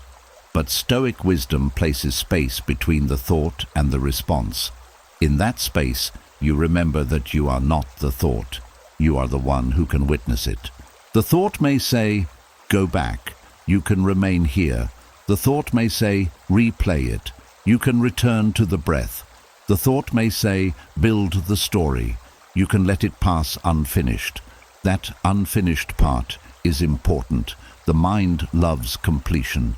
It wants to finish every story, solve every question, close every loop, answer every accusation, and explain every feeling.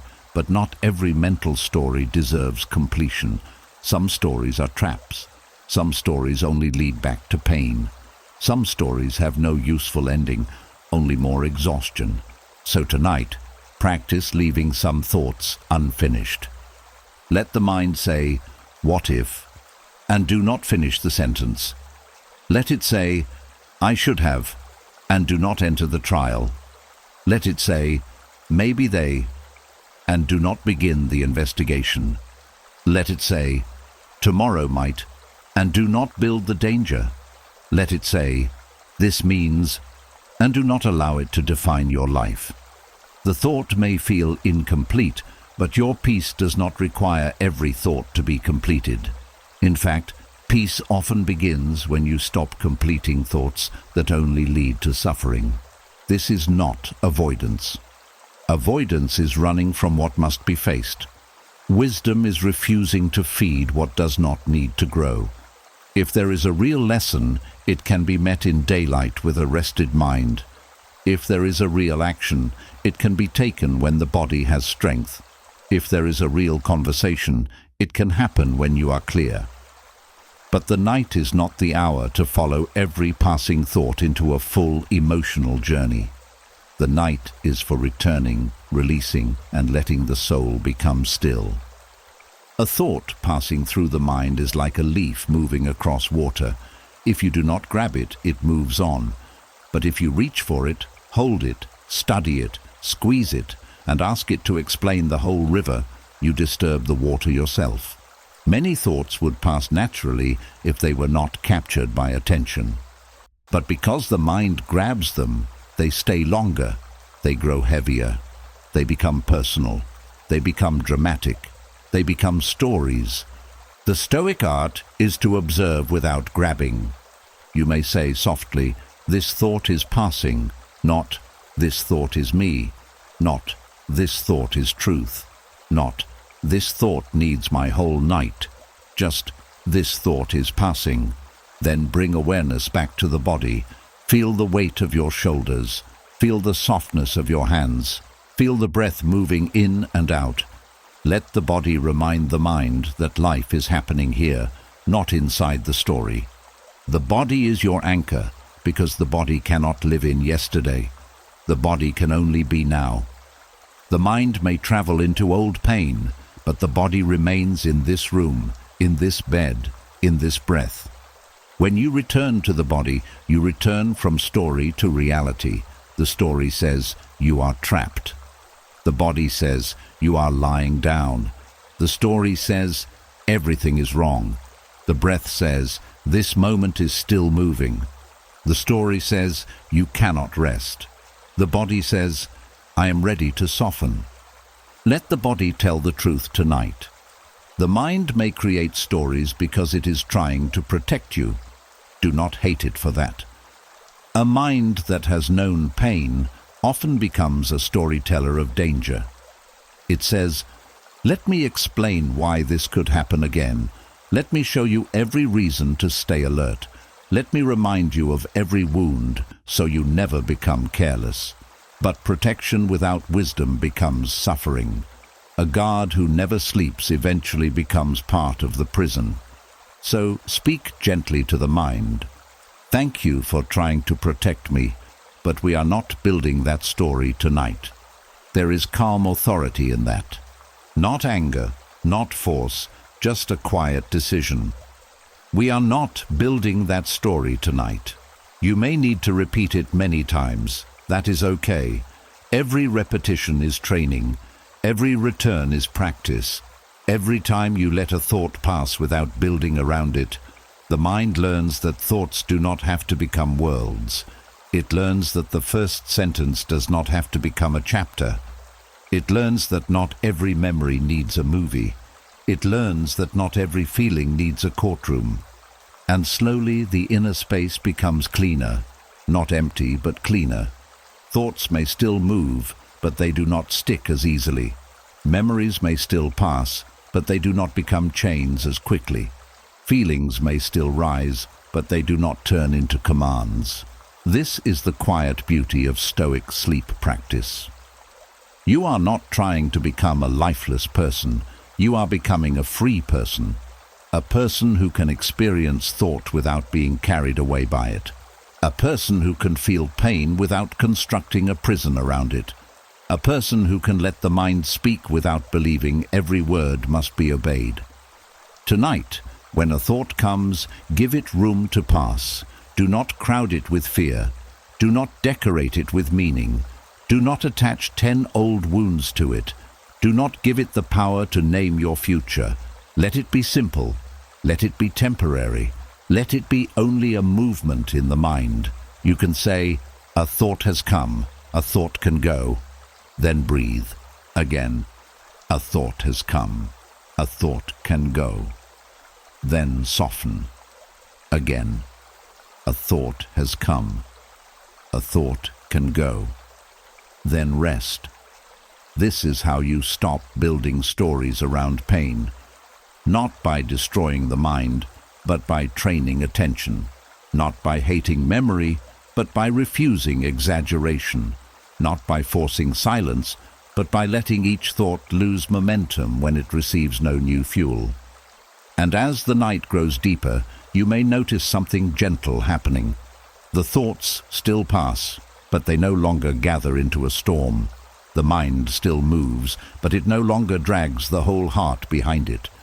The past still whispers, but it no longer becomes a full conversation. A thought arrives, and you remain. A memory appears, and you breathe. A feeling rises, and you soften. This is peace beginning in its quietest form. Not the absence of thought, but the freedom to let thought pass without becoming its servant, its builder, or its prisoner. And from the last lesson, we learned the quiet Stoic art of letting a thought pass without building a story around it. A thought may arrive, but it does not need to become a world. A memory may knock, but it does not need to become the ruler of the night. Now we move deeper into one of the reasons pain feels so heavy in the dark. The mind is not only remembering what happened, it is demanding that the past give a different ending. There is a pain that grows, not because the event is still alive, but because the mind keeps standing beside it, begging it to become something else. At night, the mind often returns to old moments with one hidden request: end differently. It wants the conversation to close with softer words. It wants the person to understand. It wants the apology to come. It wants the door not to close. It wants the mistake not to happen. It wants the warning sign to be noticed sooner. It wants the goodbye to be kinder. It wants the younger version of you to act with the wisdom you have now. And because none of this can happen, the past grows heavier. Not because the past has changed, but because the mind keeps asking it to change. This is one of the deepest sources of suffering. The event happened once, but the demand for a different ending happens again and again. The mind reopens the scene and tries to rearrange it. It changes what you said. It changes what they said. It changes your timing. It changes your courage. It changes your silence. It changes your trust. It changes your decision. But each version collapses against the same truth. The event has already entered time. It cannot be rewritten by thought. And still, the mind tries. The Stoics understood that pain becomes heavier when we resist reality after reality has already done what it did. Resistance may feel active. It may feel like strength. It may feel like refusing to accept injustice. But when resistance is aimed at the unchangeable, it becomes weight. It presses on the soul. It keeps the body tense. It turns sleep into a place of inner struggle. The mind says, I am not ready for this to be true. But the body pays the price for that refusal. Acceptance is painful at first because it removes the fantasy of reversal. It says, this was the ending, not the ending you wanted, not the ending you deserved, not the ending that would have made sense, but the ending that happened. And the heart may ache when it hears that. It may say, but it should have been different, and maybe it should have. Maybe the person should have been honest. Maybe life should have been gentler. Maybe you should have been protected. Maybe the moment should have offered you more time, more clarity, more kindness, more warning, more grace. But sleep cannot come while the mind keeps forcing tonight to carry the argument of what should have been. The Stoic way does not ask you to call a painful ending good. It asks you to stop demanding that a finished ending become new before you allow yourself peace. There is a difference. You can say, "That was unfair," and still stop replaying it. You can say, "That hurt," and still let your body rest. You can say, "I wish it ended differently," and still stop spending the night trying to build a different ending in your head. The past grows heavier when the mind confuses desire with power. You may desire a different ending. You may desire an apology. You may desire one more conversation. You may desire the return of what was lost. But desire does not equal control. Longing does not equal ability. The heart may reach backward, but the hand cannot touch what time has taken away. This is why the Stoic question matters again. What is still mine? The ending is not yours anymore. The facts are not yours to change. The other person's response is not yours to command. The lost hour is not yours to retrieve. But your relationship with the memory is still yours. Your next breath is still yours. Your decision not to make your body relive the ending is still yours. Your willingness to stop turning longing into a nightly prison is still yours. Many people stay tied to the past because they believe a different ending would finally free them. They think, if they apologized, I could rest. If I understood why, I could move on. If I had said the right thing, I would stop feeling this. If life had given me one more chance, I would be at peace. But this gives your peace away to something you may never receive. It places your rest in the hands of yesterday. It makes your sleep dependent on a door that may never open. Stoic freedom begins when you stop making peace. Wait for the ending you wanted. This does not mean the heart stops wishing. The heart may still wish.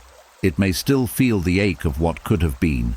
It may still remember the version of life that never arrived. Let it be honest. But do not let wishing become command. Do not let longing become law. Do not let the mind say, because I wanted another ending, I must keep suffering over the one I got. A different ending may have comforted you, but the absence of that ending does not have to destroy you. This is a difficult truth, but it is also freeing. Some stories end without giving the explanation the heart deserved. Some people leave without becoming kind. Some mistakes cannot be undone. Some losses do not return what they took. Some doors close without letting you say the perfect final sentence. And if you wait for life to become perfectly fair before you sleep, you may keep your soul awake for years. The Stoic sleeper learns to close what life left open. Not by forcing closure, not by pretending it did not matter, but by saying, "This may remain unfinished outside me, but it will not remain unfinished inside my peace tonight." That sentence is quiet strength. It means you are no longer giving the past permission to keep dragging your mind back to the same broken ending. It means you are choosing inner completion where outer completion was denied. Inner completion may sound like this: I did not get the ending I wanted, but I can stop losing myself to it. It may sound like, they did not understand me, but I can understand myself. It may sound like, the apology did not come, but I can stop making my healing depend on it. It may sound like, I cannot rewrite what happened, but I can decide not to keep reading the same page all night. This is how the weight begins to loosen. The past becomes lighter when you stop asking it for what it cannot give. A stone feels heavier the longer you hold it with a clenched hand. The event may still have weight, but the demand adds pressure. It must be different. It must explain itself. It must become fair. It must release me first. These demands tighten the grip. But when the hand opens, even slightly, the weight changes. The memory may remain, but the struggle around it begins to soften. Before sleep, this practice becomes simple. If the mind returns to a painful ending, do not follow it into revision. Do not rebuild the scene. Do not create the perfect reply. Do not make the person kinder in your imagination, just so the wound can rest for a moment. Instead, say gently, "That was the ending. I do not have to like it to stop replaying it." Let the body hear that. That was the ending. I do not have to like it to stop replaying it. There is mercy in this. You are not forcing yourself to be happy about what happened. You are not calling the pain small. You are simply refusing to keep adding new suffering to an old ending. You are telling the mind, "We have visited this enough. We have asked for another ending enough. We have carried this demand long enough for tonight." And if grief rises, let it rise softly. Grief is not the enemy. The demand that grief must rewrite time is the enemy of rest. Sadness can pass through the heart like a slow wave, but resistance builds a dam and floods the night. Let the sadness be honest. Let the breath be steady. Let the body remain here. Let the past remain there. The event ended as it ended, but your peace does not have to end with it. This is the lesson. The mind makes the past heavier by demanding another ending. The soul becomes lighter when it stops needing the past to be different before it returns to the present. You may never love the ending. You may never fully understand it. You may never receive what you once waited for, but you can still release the demand that keeps the wound active. Tonight, let the ending be finished without letting it finish you. Let the story remain behind you without dragging your breath backward. Let the page stay written without reading it until morning steals your strength. You are allowed to rest, even if the ending was not fair. You are allowed to soften, even if the answer never came. You are allowed to sleep, even if yesterday never became what your heart begged it to be. The past may keep its ending, but tonight you keep your peace.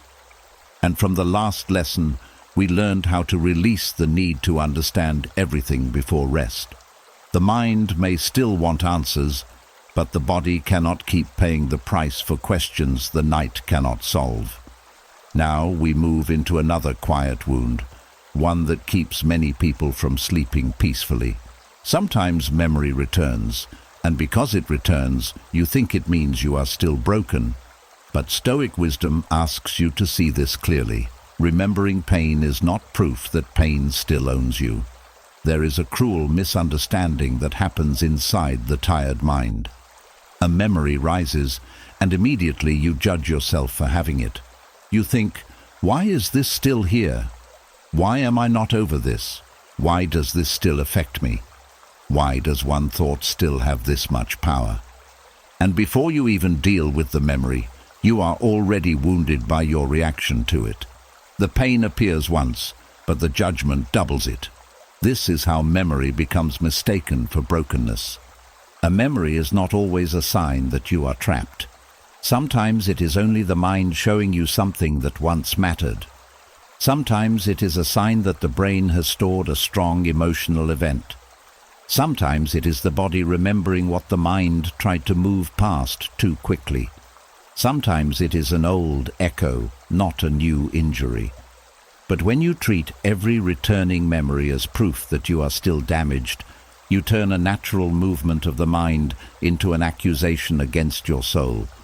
The Stoics would never ask you to measure your strength by the absence of memory. They would ask you to measure it by the way you respond when memory arrives. A weak moment is not the same as a weak person. A painful thought is not the same as a ruined life. A returning wound is not the same as a permanent prison.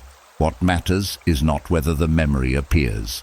What matters is whether you bow to it, build around it, obey it, and let it define you again. There is a difference between being reminded and being ruled. You may be reminded of what happened. That is human. You may feel sadness when a certain thought passes through. That is human. You may feel your chest tighten when an old scene appears. That is human. But being human is not the same as being broken. A scar can ache when the weather changes, but that does not mean the wound is open the way it once was. In the same way, a memory may ache when the night becomes quiet, but that does not mean you are back at the beginning. This matters because many people erase their own progress every time they remember. They may have grown wiser, they may have become calmer, they may have built better boundaries, they may have learned patience, self-respect, and deeper awareness. But then one memory returns at night, and they tell themselves, "I have not healed at all." That is not truth. That is the tired mind speaking in extremes. Healing is not proven by never remembering. Healing is often proven by remembering differently. Maybe before, the memory pulled you into hours of replay, but now it only visits for a moment. That is healing. Maybe before, it made you hate yourself, but now you can speak to yourself with gentleness.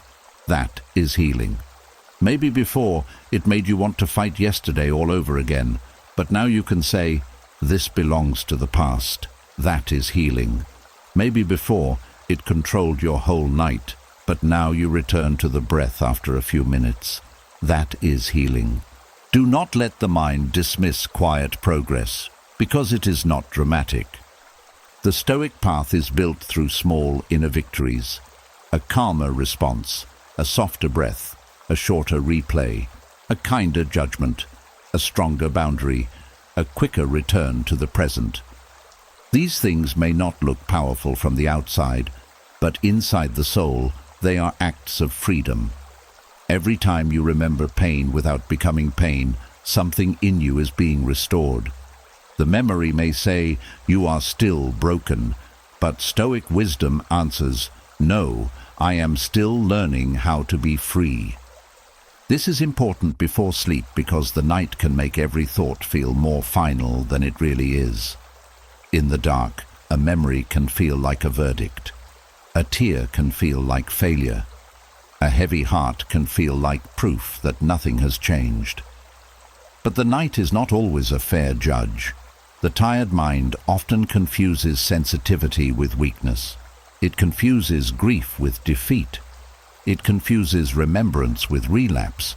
It confuses an old echo with a present identity. So tonight, if a memory returns, do not rush to make a conclusion about yourself. Do not say, "This means I am broken." Say, "This means a memory has appeared." Keep it that simple. The mind may want to add drama, but you do not have to help it. You do not have to turn a passing memory into a full report on your healing. You do not have to let one thought become evidence against your entire life. A memory is only information. It is not a sentence. It may show you where tenderness remains. It may show you where fear still needs comfort. It may show you where the body still needs safety. It may show you where the heart still needs time. But it does not prove that you are ruined. It does not prove that you have failed. It does not prove that all your effort has meant nothing. It only shows that something once touched you deeply enough to leave an imprint. And an imprint is not the same as a prison. The Stoic way is to meet memory with clear eyes and calm language. Do not call yourself damaged because a thought returns. Do not call yourself weak because the heart still feels. Do not call yourself hopeless because the mind remembers what hurt. Use cleaner words. This is a memory. This is an old impression. This is pain passing through. This is not my whole self. This is not proof that I am broken. The words you choose matter because the mind lives inside the language you give it. If you say, "I am broken," the body tightens around that identity. If you say, "I am remembering," the body has more space. If you say, I am hopeless, the soul sinks. If you say, I am healing slowly, the soul can breathe. The event may not change, but the language around it can soften the burden. Many people treat healing like a clean line.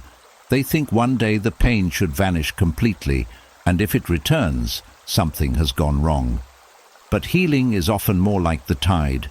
Some days the water is far away, some nights it comes closer. That movement does not mean the ocean is attacking you, it means life inside you is still moving. The goal is not to stop all movement, the goal is to stop drowning in it. This is where patience becomes a Stoic virtue. Not passive patience, not waiting helplessly, but patient strength. The strength to say, this memory is here tonight, but I do not need to panic. The strength to say, I can feel this without becoming ashamed of myself. The strength to say, my healing does not need to be perfect before I deserve rest. You deserve rest even while healing. You deserve peace even if the memory still visits. You deserve kindness even if the wound is not fully quiet. Do not make your worth depend on a silent mind. Do not make your progress depend on forgetting. Do not make your rest depend on becoming untouched by what once hurt you. The soul does not become strong by pretending nothing left a mark. The soul becomes strong by learning that a mark is not a master. The Stoics knew that impressions come to the mind, but judgment gives them power. A memory may come without your permission, but the judgment, I am broken, is where suffering deepens. This is the place where you still have choice. The memory may appear, but you can refuse the cruel meaning. You can say, the mind remembers, but I am not the memory. The heart aches, but I am not the ache. The past appears, but I am still here in the present. Let this truth settle into the body tonight. You are not broken because you remember. You are not weak because something still matters. You are not defeated because an old wound still has a voice. You are a human being, learning to stop turning memory into identity. And that learning is sacred. So when the memory comes, meet it with less fear. Let it pass through the room of your mind without letting it write your name on the walls. Let it be a visitor, not a verdict. Let it be an echo, not an identity. Let it be a sign of where care is still needed, not proof that you are beyond repair. Place one hand gently over the heart if that feels natural. Let the breath slow. Let the jaw release. Let the shoulders sink. And say inwardly, a memory has returned, but I'm not returning to who I was. A feeling has risen, but I am not falling apart. Pain is passing through, but I am still whole enough to rest. This is how the memory loses its power to accuse you, not by disappearing, but by meeting a version of you that no longer believes every painful return means failure.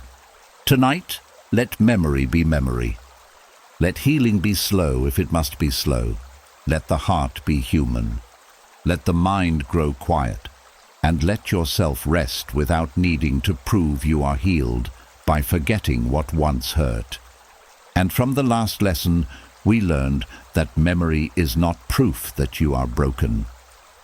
A painful thought may return, but its return does not mean you are back at the beginning.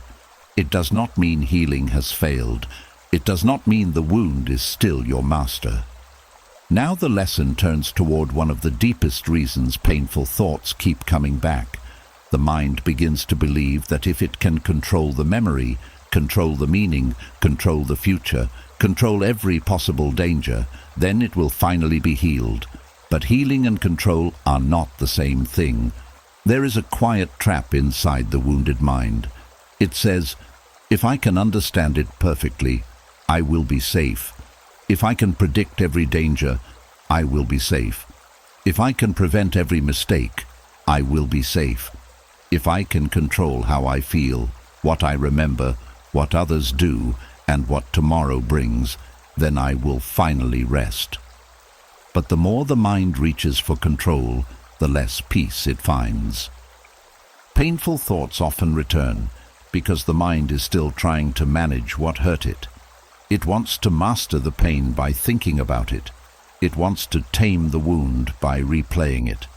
It wants to prevent future suffering by rehearsing every possible outcome.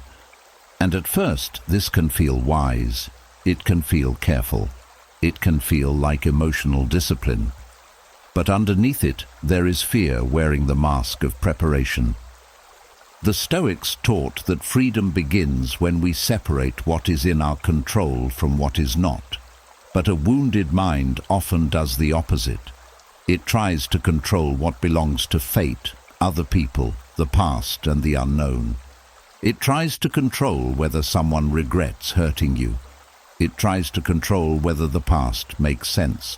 It tries to control whether pain ever returns. It tries to control whether life will ever surprise you again. And because these things cannot be fully controlled, the mind keeps circling. It keeps thinking. It keeps replaying. It keeps searching for a level of certainty that human life cannot give. This is why painful thoughts come back at night. The mind believes there is unfinished work. It believes peace will arrive once every loose end is tied. But the truth is, some loose ends are not tied by more thinking. Some are released by acceptance. Some are softened by rest. Some are made lighter by time. Some are carried differently when the soul stops trying to dominate what can only be allowed. Control feels strong, but when it is aimed at the wrong thing, it becomes another form of suffering. You can control your next breath, but you cannot control the past. You can control your response, but you cannot control another person's conscience. You can control whether you keep feeding a thought, but you cannot control whether every memory disappears forever. You can control how gently you speak to yourself tonight, but you cannot control every emotion that rises. Healing begins when the mind stops trying to rule the whole inner sky and learns instead to guide the next small movement. This is important because many people think healing means never feeling pain again. They think healing means never being triggered, never remembering, never grieving, never doubting, never feeling a sudden ache in the silence. So when pain returns, they panic. They try to control it harder. They force themselves to stop thinking. They demand calm. They become angry at the heart for still being tender. But this only creates another layer of tension. The heart does not heal under pressure. It heals under safety. If you treat every painful thought as an enemy to defeat, your mind becomes a battlefield. If you treat every emotion as something to control, your body never feels safe enough to soften. If you treat every memory as proof that you have failed, you keep turning healing into a performance. But Stoic healing is not performance. It is practice. It is the practice of meeting what rises with wisdom, not panic. It is the practice of choosing the right response, not controlling every inner movement. A painful thought may come and say, "What if this happens again?" The controlling mind rushes in and tries to solve every future danger. It imagines every possible betrayal, every possible loss, every possible mistake, every possible humiliation. It believes this will make you ready, but the body hears danger again and again. The nervous system stays alert, the breath stays shallow, the night becomes heavy. This is not healing. This is fear trying to build a fortress out of thought. A Stoic response is different. It says, "If the future brings difficulty, I will meet it with the wisdom I have then. Tonight, I do not need to suffer in advance." That sentence releases the false duty to control tomorrow before it arrives. It brings the mind back to the only place where strength can be practiced, now. Another painful thought may say, "Why did they do that to me?" The controlling mind begins searching for motives, excuses, hidden meanings, secret signs, and missing explanations. It believes if it understands the other person completely, the wound will finally close. But some people cannot explain themselves because they do not fully understand themselves. Some people act from pain, pride, fear, selfishness, confusion, or emptiness. Some people will never give you an answer worthy of what they caused. If your healing depends on controlling their explanation, your peace remains tied to their silence. The Stoic response says, "Their actions belong to them. My healing belongs to me." This does not excuse what happened. It simply returns ownership to its proper place. You stop trying to control another person's inner world and begin caring for your own. Sometimes the painful thought is about yourself. It says, "I should be over this by now." The controlling mind tries to force progress. It demands quick healing. It sets a deadline for peace. It turns rest into a test. But healing that is forced becomes another pressure. You cannot beat the heart into softness. You cannot threaten the mind into stillness. You cannot command the nervous system to trust the night if you keep speaking to yourself like an enemy. The Stoic response is patient. It says, "I am responsible for how I meet this pain, but I do not need to control the exact speed of healing." This is a gentler strength. It allows effort without violence. It allows growth without self-attack. It allows you to practice calm without demanding perfection. This is where the difference becomes clear. Control says, "Nothing painful must ever return." Healing says, "If pain returns, I will meet it wisely." Control says, "I must prevent every wound." Healing says, "I can build a steady soul even in an uncertain world." Control says, "I must know everything before I rest." Healing says, "I can rest without knowing everything." Control says, "I must make the past harmless." Healing says, "I can stop giving the past fresh power." The mind mistakes control for healing because control promises certainty, and certainty feels comforting to a tired heart. But life does not offer complete certainty. People change, plans shift, loss comes, mistakes happen, emotions rise, memories return. The Stoic does not find peace by demanding that life become predictable. The Stoic finds peace by becoming steady within what cannot be fully predicted. This steadiness is deeper than control. Control is tense. Steadiness is calm. Control grips. Steadiness observes. Control fears surprise. Steadiness trusts its ability to respond. Control tries to remove all pain. Steadiness learns how not to become ruled by pain. Control keeps the mind awake. Steadiness lets the body sleep. So tonight, when painful thoughts return, do not immediately ask, "How do I control this?" Ask instead, "How do I meet this wisely?" That one shift changes the whole atmosphere of the mind. You are no longer wrestling with the thought. You are no longer trying to force the heart into silence. You are no longer demanding that the night obey you. You are simply practicing the kind of response that makes peace possible. If the thought is not useful, let it pass. If the memory is old, return it to the past. If the fear is about tomorrow, place it in tomorrow's hands. If the regret has already given its lesson, stop demanding more payment from yourself. If the body is tired, honor the body. If the heart is tender, speak gently. This is healing, not control over everything, but right relationship with what appears. The mind will slowly learn that it does not need to dominate pain to be free from it. It only needs to stop becoming its servant. It does not need to erase every memory. It only needs to stop turning memory into command. It does not need to control every future outcome. It only needs to prepare the character that will meet whatever comes. That is why sleep becomes easier when control softens. The body no longer has to stay awake as a guard. The mind no longer has to patrol every possible danger. The heart no longer has to prove it is healing by never hurting again. Everything inside you receives permission to be human and still rest. As the night deepens, let the need for control loosen from the jaw, the shoulders, the chest, the hands. Let the breath remind you that life has always moved one moment at a time. You do not need to control the whole river before you can float.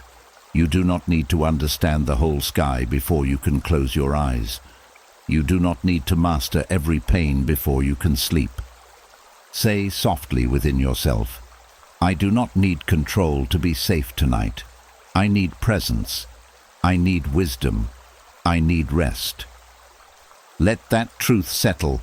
Painful thoughts may return, but you do not have to control them into silence.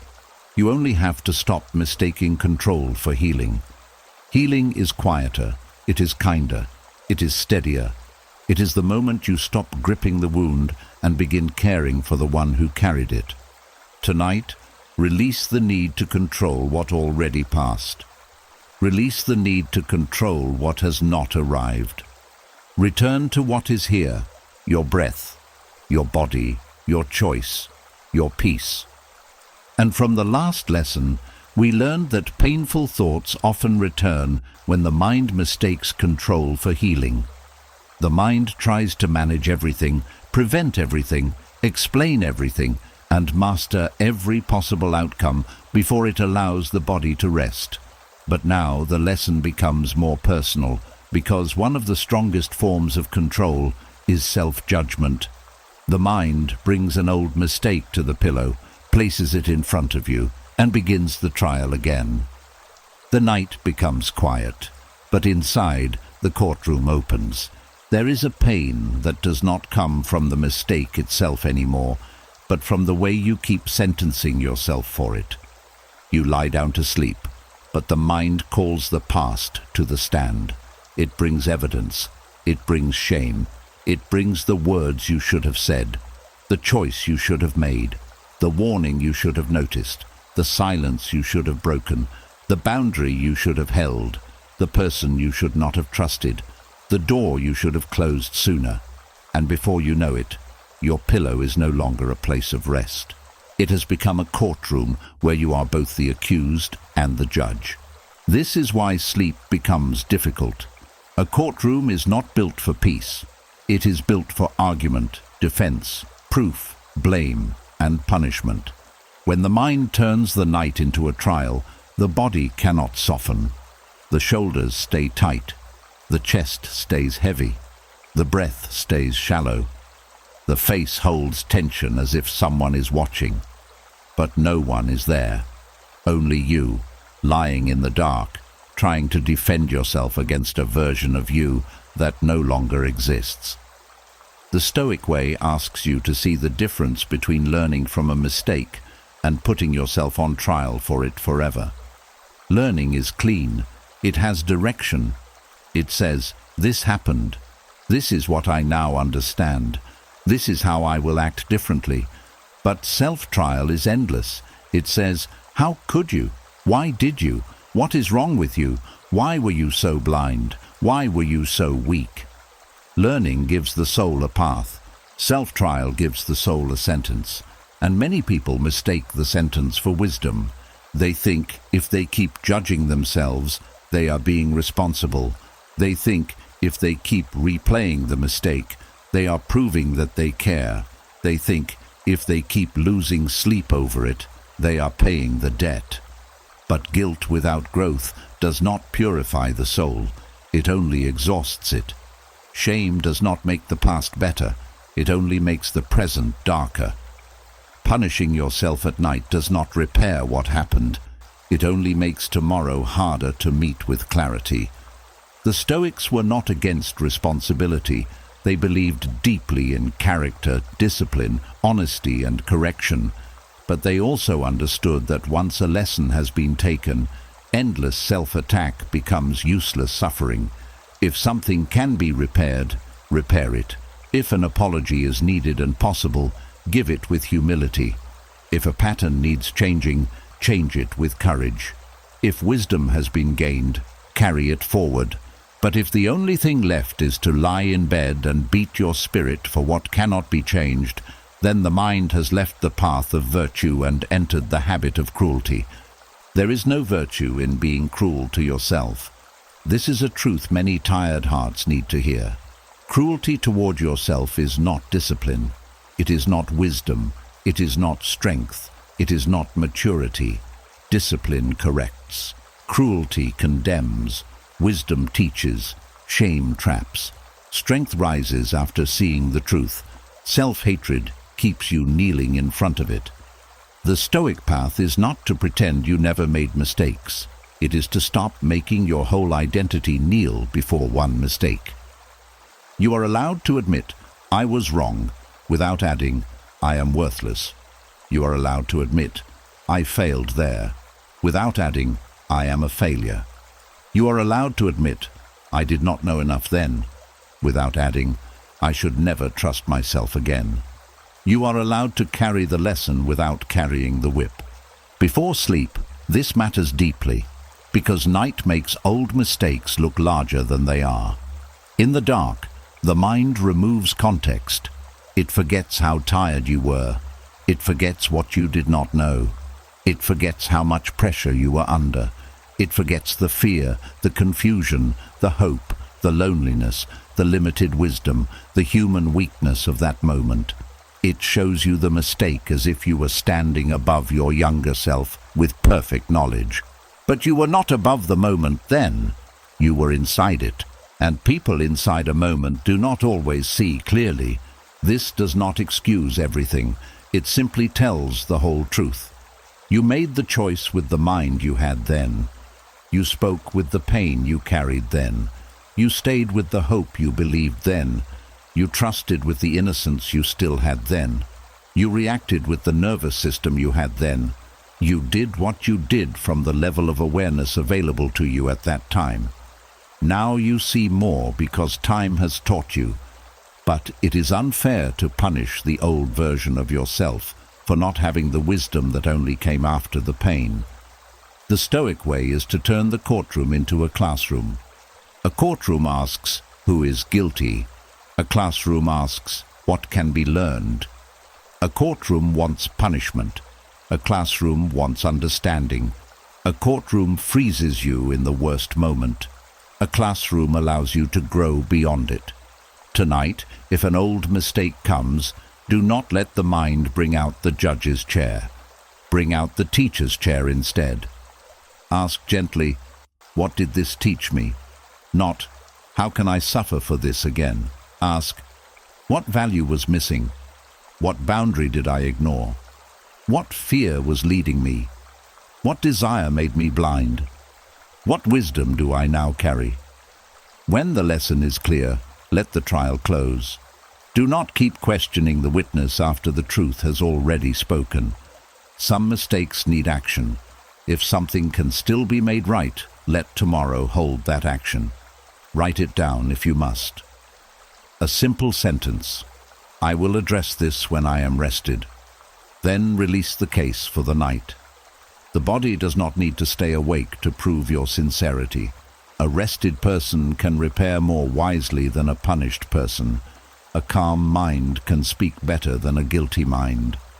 A softened heart can change more deeply than a heart crushed under shame. And if the mistake cannot be repaired, then the practice becomes acceptance and transformation. You may not be able to undo what happened, but you can refuse to repeat it. You may not be able to return to that moment, but you can become a different person from it. You may not be able to erase the memory, but you can stop using it as a weapon against your own peace. This is how redemption begins quietly, not through perfect forgetting, not through endless punishment, but through changed living. The mind may still argue, "But I should have done better," and perhaps you should have. But the deeper question is, will attacking myself tonight help me do better tomorrow? If the answer is no, then the attack is not wisdom. It is only old pain asking for more attention. You can say, "I accept the lesson, but I release the punishment. Let that sentence enter the body slowly. I accept the lesson, but I release the punishment. Let the shoulders drop. I accept the lesson, but I release the punishment. Let the jaw loosen. I accept the lesson, but I release the punishment. Let the breath return. A pillow should not become a place where old mistakes come to accuse you. It should become a place where the day is laid down, where the soul is allowed to recover, where the body receives mercy, where the mind remembers that growth is still possible. Your bed is not a courtroom. The night is not a judge. Sleep is not a reward only given to people who never failed. Sleep is a human need, and you are still human even after mistakes. So tonight, close the inner trial. Let the old mistake be seen, but not worshipped. Let the lesson remain, but not the sentence. Let responsibility stay, but not shame. Let wisdom speak, but not cruelty. You do not need to prove you are sorry by suffering again. You do not need to prove you have grown by reopening the wound. You do not need to make your pillow carry the weight of every past version of you. The person who made that mistake is not here in the same way anymore. You are here now, with more awareness, more humility, more understanding, more ability to choose differently. Let that matter. Let growth count. Let the fact that you care be a sign of life, not a reason for punishment. As the night deepens, say softly within yourself, the trial is closed for tonight. The lesson is kept. The punishment is released. My body is allowed to rest. And then return to the breath. Not because you were perfect, but because you are learning. And learning deserves rest too. And from the last lesson, we learned how to stop turning the pillow into a courtroom for old mistakes. The night is not a judge. The bed is not a place where the past should keep calling you back to the witness stand. Once the lesson has been taken, the punishment does not need to continue. Now we move into one of the most powerful Stoic disciplines of all, refusing to suffer twice from one wound. There is the pain that life gives you once. Then there is the pain the mind gives you again and again, by returning to it without mercy. The first suffering may have been unavoidable. Someone hurt you. Something ended. A mistake was made. A loss arrived. A moment disappointed you. A word entered your heart and stayed longer than it should have. That first wound may not have been chosen. You may not have had control over the event, the person, the timing, or the damage it caused. But the second suffering often begins when the mind keeps reopening what has already hurt enough. This is where Stoic wisdom becomes firm and kind at the same time. It does not deny the first wound. It does not tell you to pretend it never happened. It does not shame you for feeling pain. But it does ask you to become aware of the second wound, the one created by replay, resistance, judgment, regret, and imagination.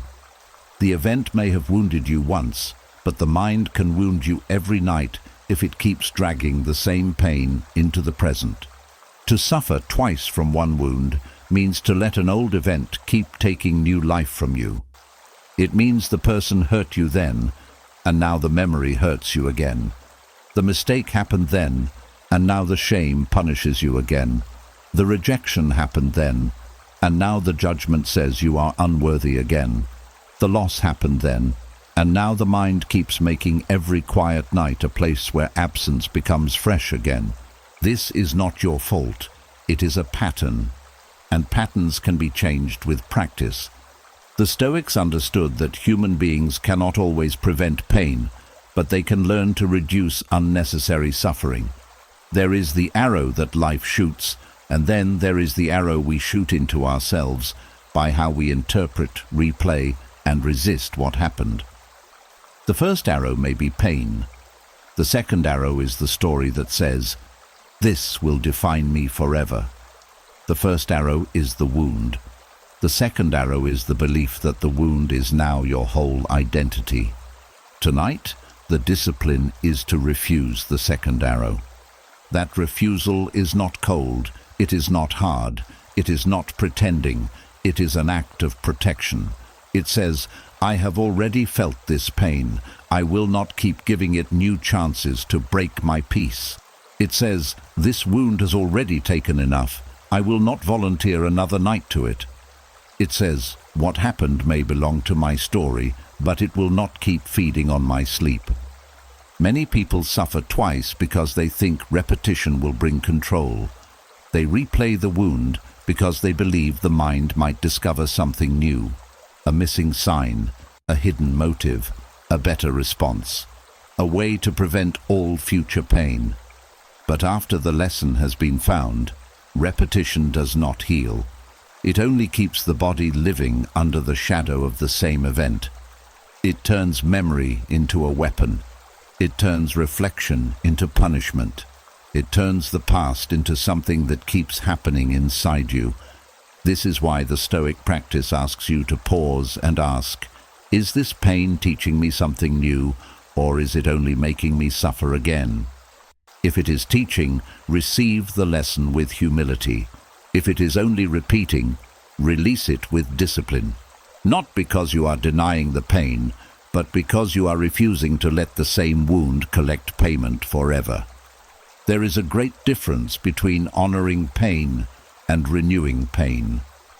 Honoring pain means you admit it mattered. Renewing pain means you rebuild it in the mind until the body feels trapped again. Honoring pain means you take the wisdom from it. Renewing pain means you return to the scene and bleed again for no useful reason. Honoring pain makes you more awake. Renewing pain makes you more tired. And tonight is not for renewing old pain. Tonight is for ending the habit of paying twice. The mind may try to convince you that suffering again is necessary. It may say, if you do not think about this, you are being careless. It may say, if you stop hurting, maybe it means you have forgotten. It may say, if you let this go, then what happened will not matter anymore. But this is not true. You do not need to keep suffering to prove that something mattered. You do not need to stay wounded to prove that the wound was real. You do not need to lose another night to prove that you were deeply hurt. Pain does not become more meaningful because you repeat it. A lesson does not become stronger because you punish yourself with it. A wound does not become more respected because you refuse to rest.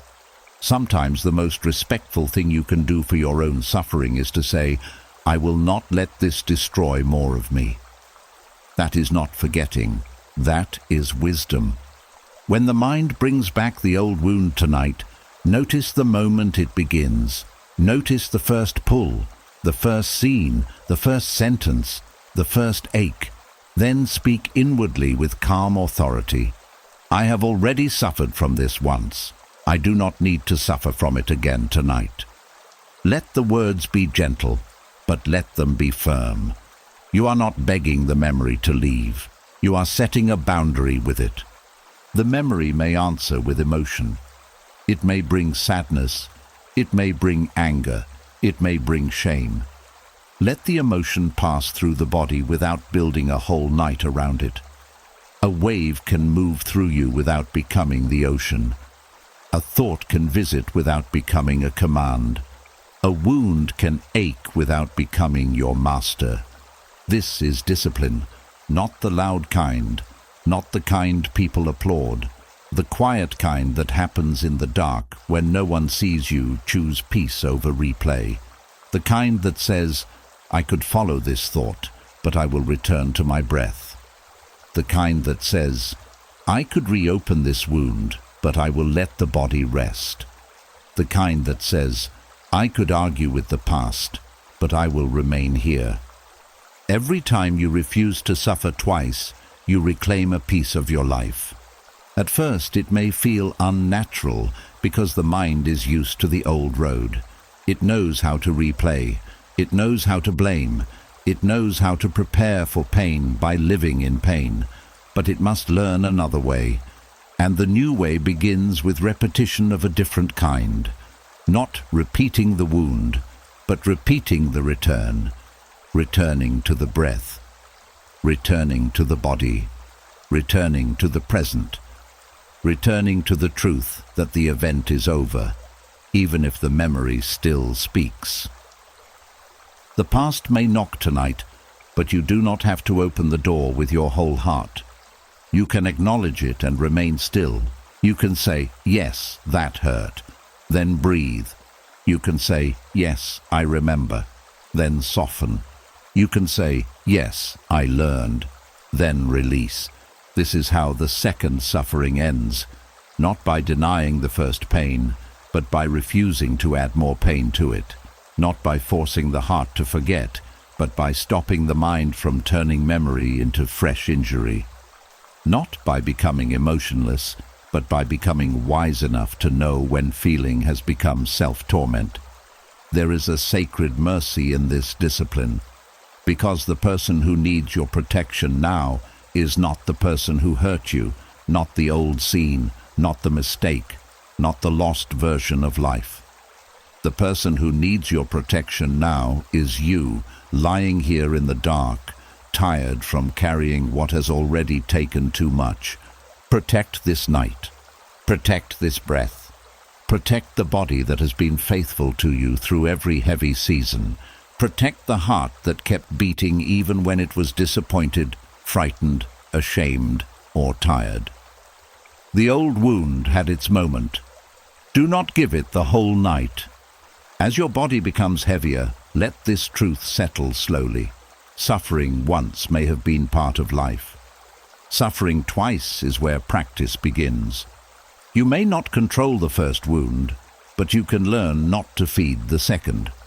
You may not control what happened, but you can control whether you keep building a new prison around it. Say softly within yourself, I release the second suffering. Then breathe. Again, I release the second suffering. Then soften. Again, I release the second suffering. Then rest. The event may remain in the past. The lesson may remain in your wisdom. But the punishment does not have to remain in your body. Tonight, refuse to bleed again from a wound that has already taken enough. Let the pain be acknowledged, then let it pass. Let the lesson stay, then let the replay end. Let the memory appear, then let the night remain yours. You have suffered enough from that one wound. Now let peace have its turn. And from the last lesson, we learned the discipline of refusing to suffer twice from one wound. Pain may have entered once through life, but it does not need to keep entering again through memory, judgment, and replay. Now the lesson turns toward one of the deepest wounds the mind struggles to release: betrayal. Because betrayal does not only hurt the heart, it steals the feeling of power. It makes the soul ask, how did I not see it? How did I allow it? How did they have that much access to me? And this is why the mind keeps replaying betrayal. It is not only remembering pain, it is searching for power. There is a special kind of wound that comes when someone you trusted becomes the source of your pain. It does not only break a moment, it breaks your sense of safety inside your own judgment. Betrayal hurts deeply because it carries shock. It is not just the action that wounds you, it is the surprise, the hidden truth, the mask that fell, the loyalty that was not returned, the kindness that was used, the closeness that became dangerous. The mind keeps going back because it wants to find the exact point where power was lost. It wants to know when the lie began, when the energy changed, when the warning sign appeared, when your heart should have stepped back. It searches and searches, not because it wants to suffer, but because it wants to feel in control again. This is why betrayal often replays more than ordinary disappointment. Disappointment says, something did not go as I hoped. Betrayal says, something I trusted was not what it seemed. And when trust is shaken, the mind begins to doubt everything. It doubts the person. It doubts the past. It doubts every good memory. It doubts its own ability to choose wisely. It asks, was any of it real? Did I miss something obvious? Was I blind? Could I have stopped this? Will it happen again? These questions are not just questions. They are attempts to recover power. The Stoic way begins by understanding this clearly. The mind replays betrayal because betrayal made you feel helpless, and helplessness is one of the hardest feelings for the human spirit to accept. The mind would rather blame itself than sit with the truth that another person's character was outside its control. This is painful, but important. Sometimes self-blame feels like power because it says, if it was my fault, then maybe I can prevent it forever next time. But this kind of power is false. It gives you the illusion of control while quietly making you responsible for someone else's betrayal. The Stoics would ask you to return responsibility to its proper owner. If someone lied, the lie belongs to them. If someone broke trust, that brokenness belongs to their character. If someone used your goodness, their misuse does not make your goodness foolish. If someone hid their intentions, their hiding does not mean your heart was stupid. You may learn from the experience. You may become more discerning. You may build stronger boundaries. But you do not need to turn another person's failure of character into a lifelong attack against your own soul. This is where many people stay trapped. They keep replaying betrayal because they are trying to rewrite themselves into someone who could never have been hurt. They think, next time I will trust no one. Next time I will feel nothing. Next time I will see every danger before it arrives. But this is not healing. This is fear pretending to be wisdom.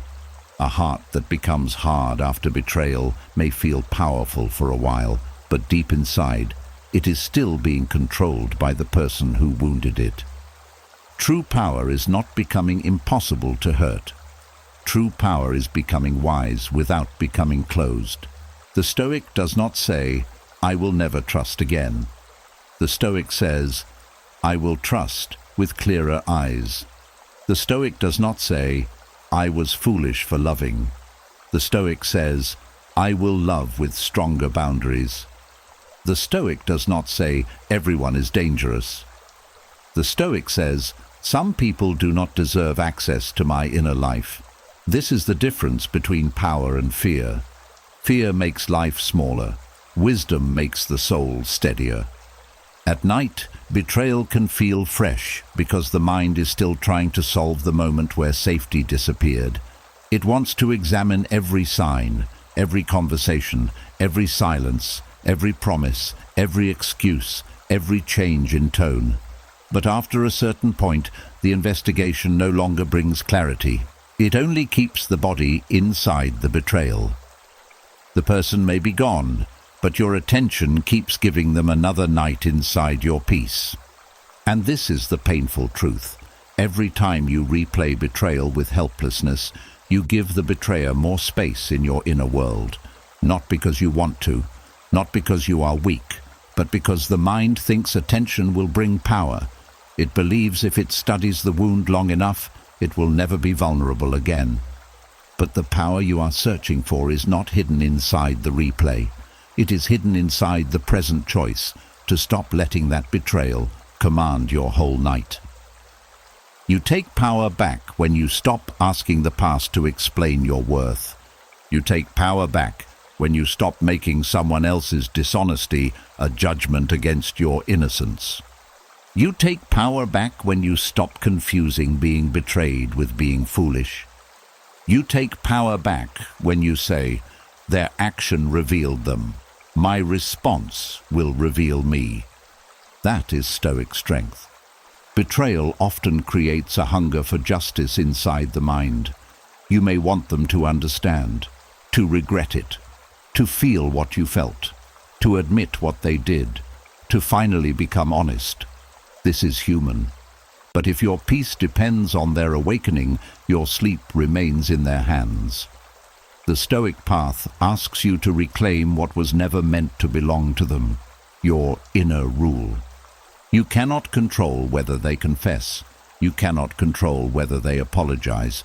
You cannot control whether they remember the story honestly. You cannot control whether they ever become the kind of person who understands what they damaged. But you can control whether you keep giving them the best part of your silence. You can control whether their betrayal becomes your identity. You can control whether the night becomes another altar where you sacrifice your rest to what they did. This is not easy. Betrayal leaves the soul alert. It makes trust feel dangerous. It makes softness feel risky. It makes peace feel too quiet. But the answer is not endless replay. The answer is slow return. Return to yourself. Return to your breath.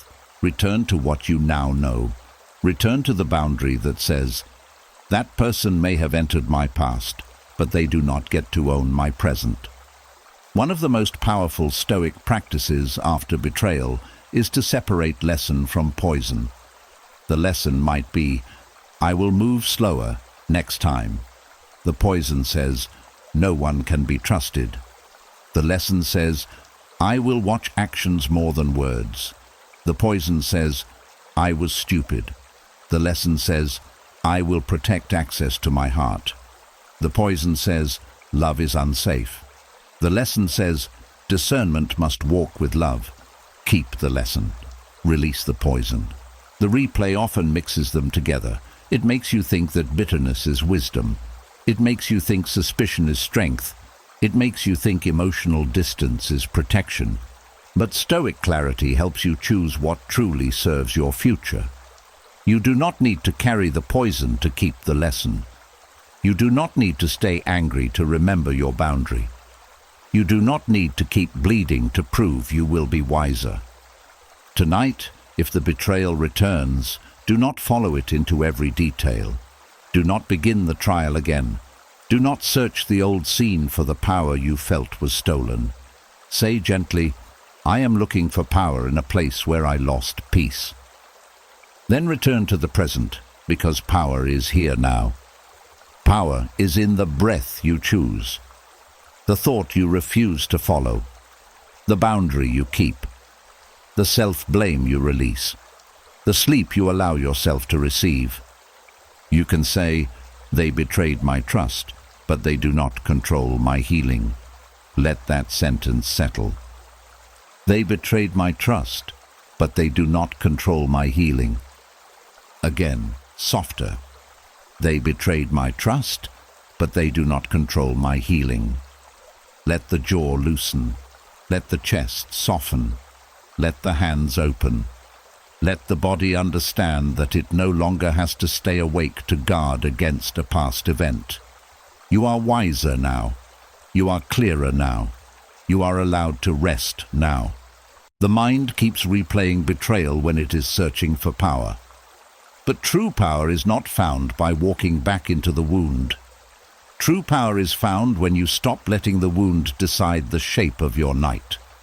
The betrayal may have shown you who someone was, but your healing will show you who you are becoming. And from the last lesson, we learned why betrayal keeps replaying when the mind is searching for power. Betrayal can make you feel as if something was taken from inside you. Trust, safety, confidence, even the right to rest without suspicion. But now the Stoic lesson becomes even more freeing. Once you understand that some people wounded your peace, you must also learn how to stop giving them more of it. Because not everyone who enters your memory deserves a place in your night. There is a quiet kind of freedom that begins when you stop letting absent people occupy present space. They are not in the room, but your thoughts keep making room for them. They are not speaking, but your mind keeps answering them. They are not touching your life now, but your attention keeps bringing them close. This is how peace is lost slowly. Not always through fresh pain, but through repeated attention to people who no longer deserve access to your inner world. Someone may have left, betrayed, insulted, ignored, used, misunderstood, or disappointed you.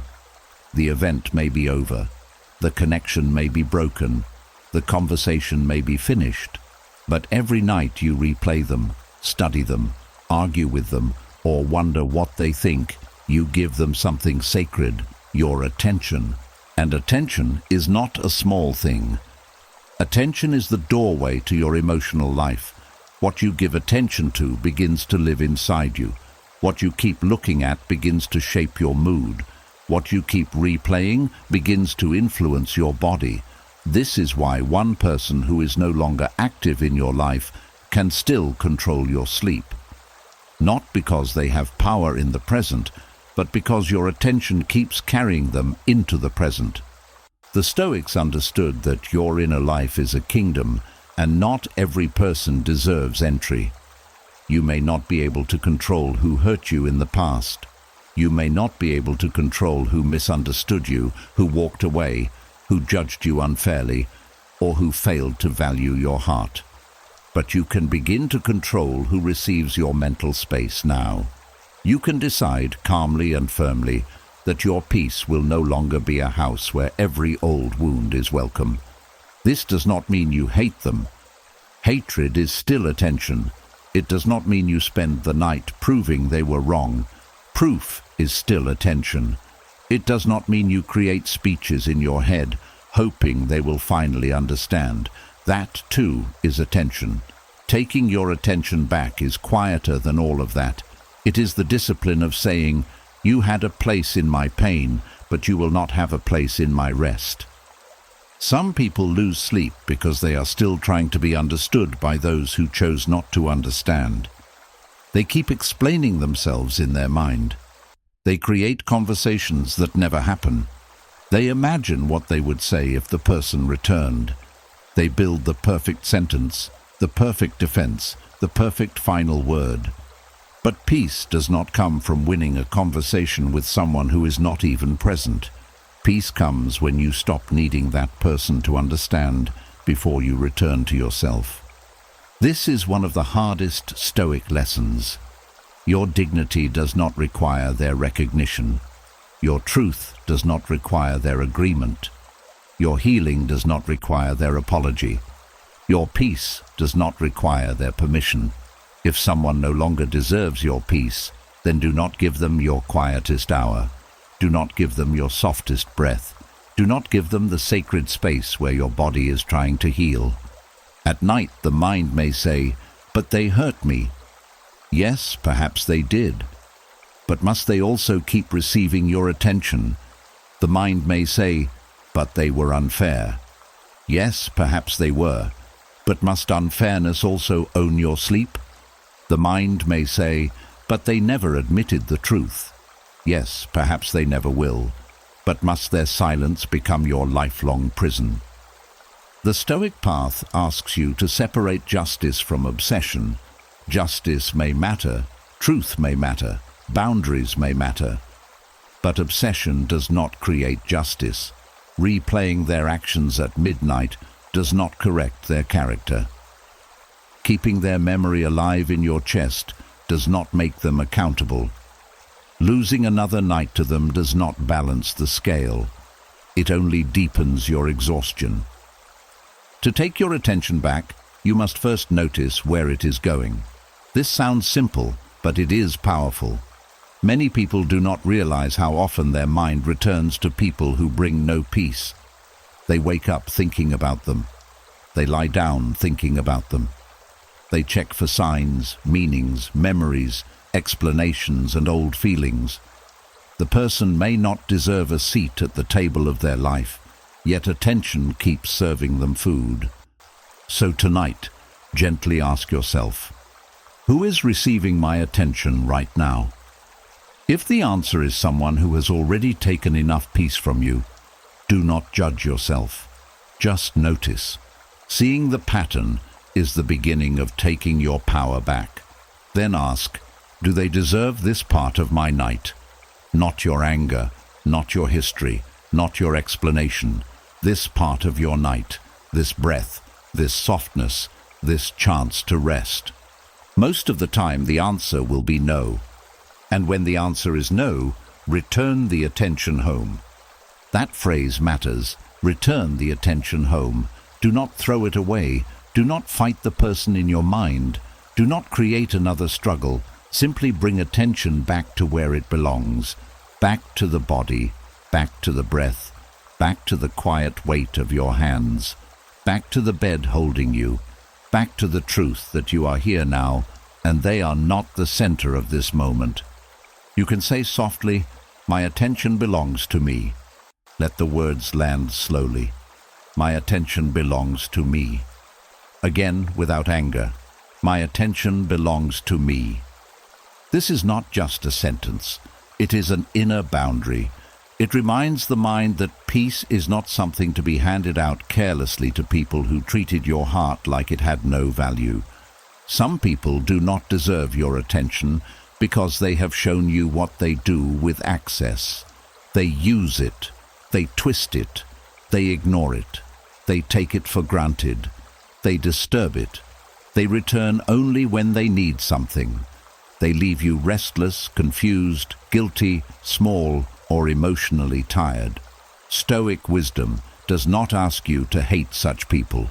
It asks you to stop giving them the keys to your inner room. You can wish someone well from a distance without letting them live inside your mind. You can forgive someone without replaying them every night. You can learn from someone without keeping their memory on the throne. You can accept what happened without allowing the person to remain emotionally present in every quiet hour. This is what taking your attention back looks like. It is not dramatic. It is not loud.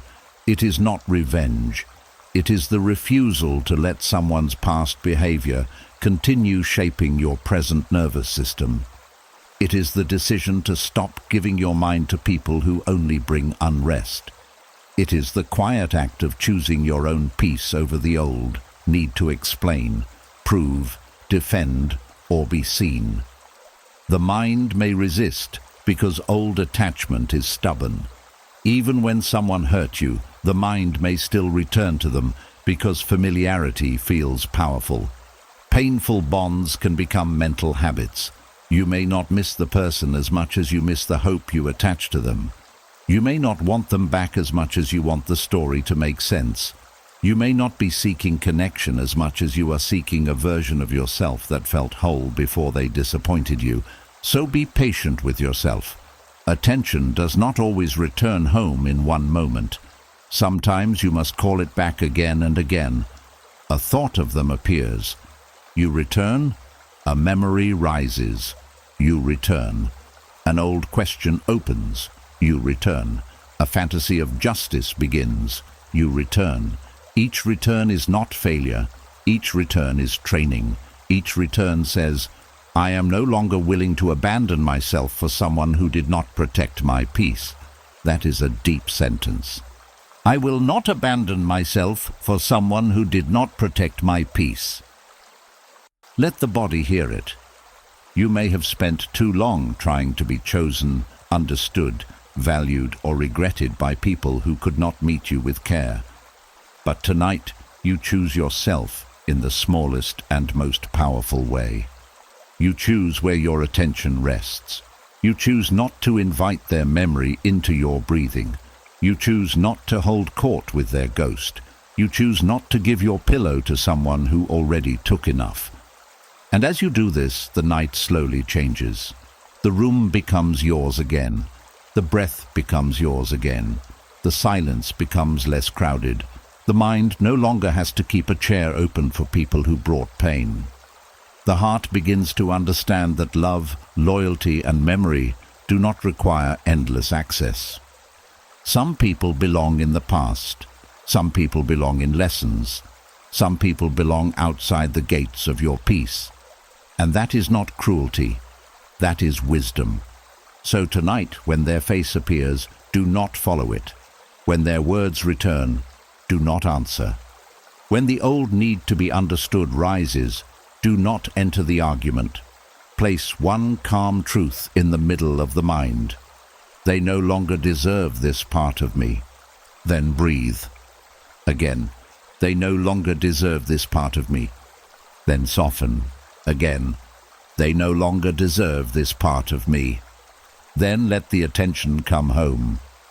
Back to your body, back to your breath, back to the present moment that has been waiting patiently beneath all the noise.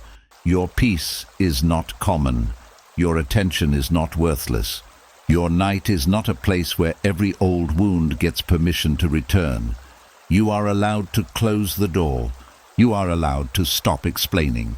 You are allowed to rest without giving one more thought to people who have already taken enough of your peace. Tonight, take your attention back, not with anger, with dignity. And as this long night comes to an end, remember this. The pain your mind keeps replaying does not need to remain the ruler of your inner world. A memory may return, but it does not have to command you. A wound may speak, but it does not have to define you. A thought may knock, but you do not have to open the door and follow it into suffering again. Tonight, you learn to meet painful memories without becoming their servant. You learned that the past becomes heavier when the mind keeps asking it to change, explain itself, or give a different ending. You learned that peace begins when you stop arguing with yesterday, stop turning your pillow into a courtroom, stop giving fresh attention to pain that has already taken enough, and stop treating every returning memory as proof that you are still broken. The Stoic path is not about forgetting what happened. It is about remembering without being ruled. It is about accepting the event without accepting defeat. It is about carrying the lesson without carrying the punishment. It is about returning every painful thing to its proper place, so your breath, your body, your sleep, and your peace can finally belong to this moment again. So if tonight your mind tries to replay the pain, do not fight it with fear. Meet it with quiet authority. Say, "This is a memory, not my master. This is the past, not my prison. This is pain, but it is not my whole life." Then return to the breath, return to the body, return to the stillness that has been waiting beneath every storm. You do not need the past to become fair before you rest. You do not need every person to understand before you heal. You do not need every question answered before your body is allowed to sleep. You only need to stop handing your night to what has already taken enough. And slowly, breath by breath, the replay weakens. The body softens, the mind unclenches. The soul remembers that peace is still possible. Before you go, write this in the comments. I release the replay.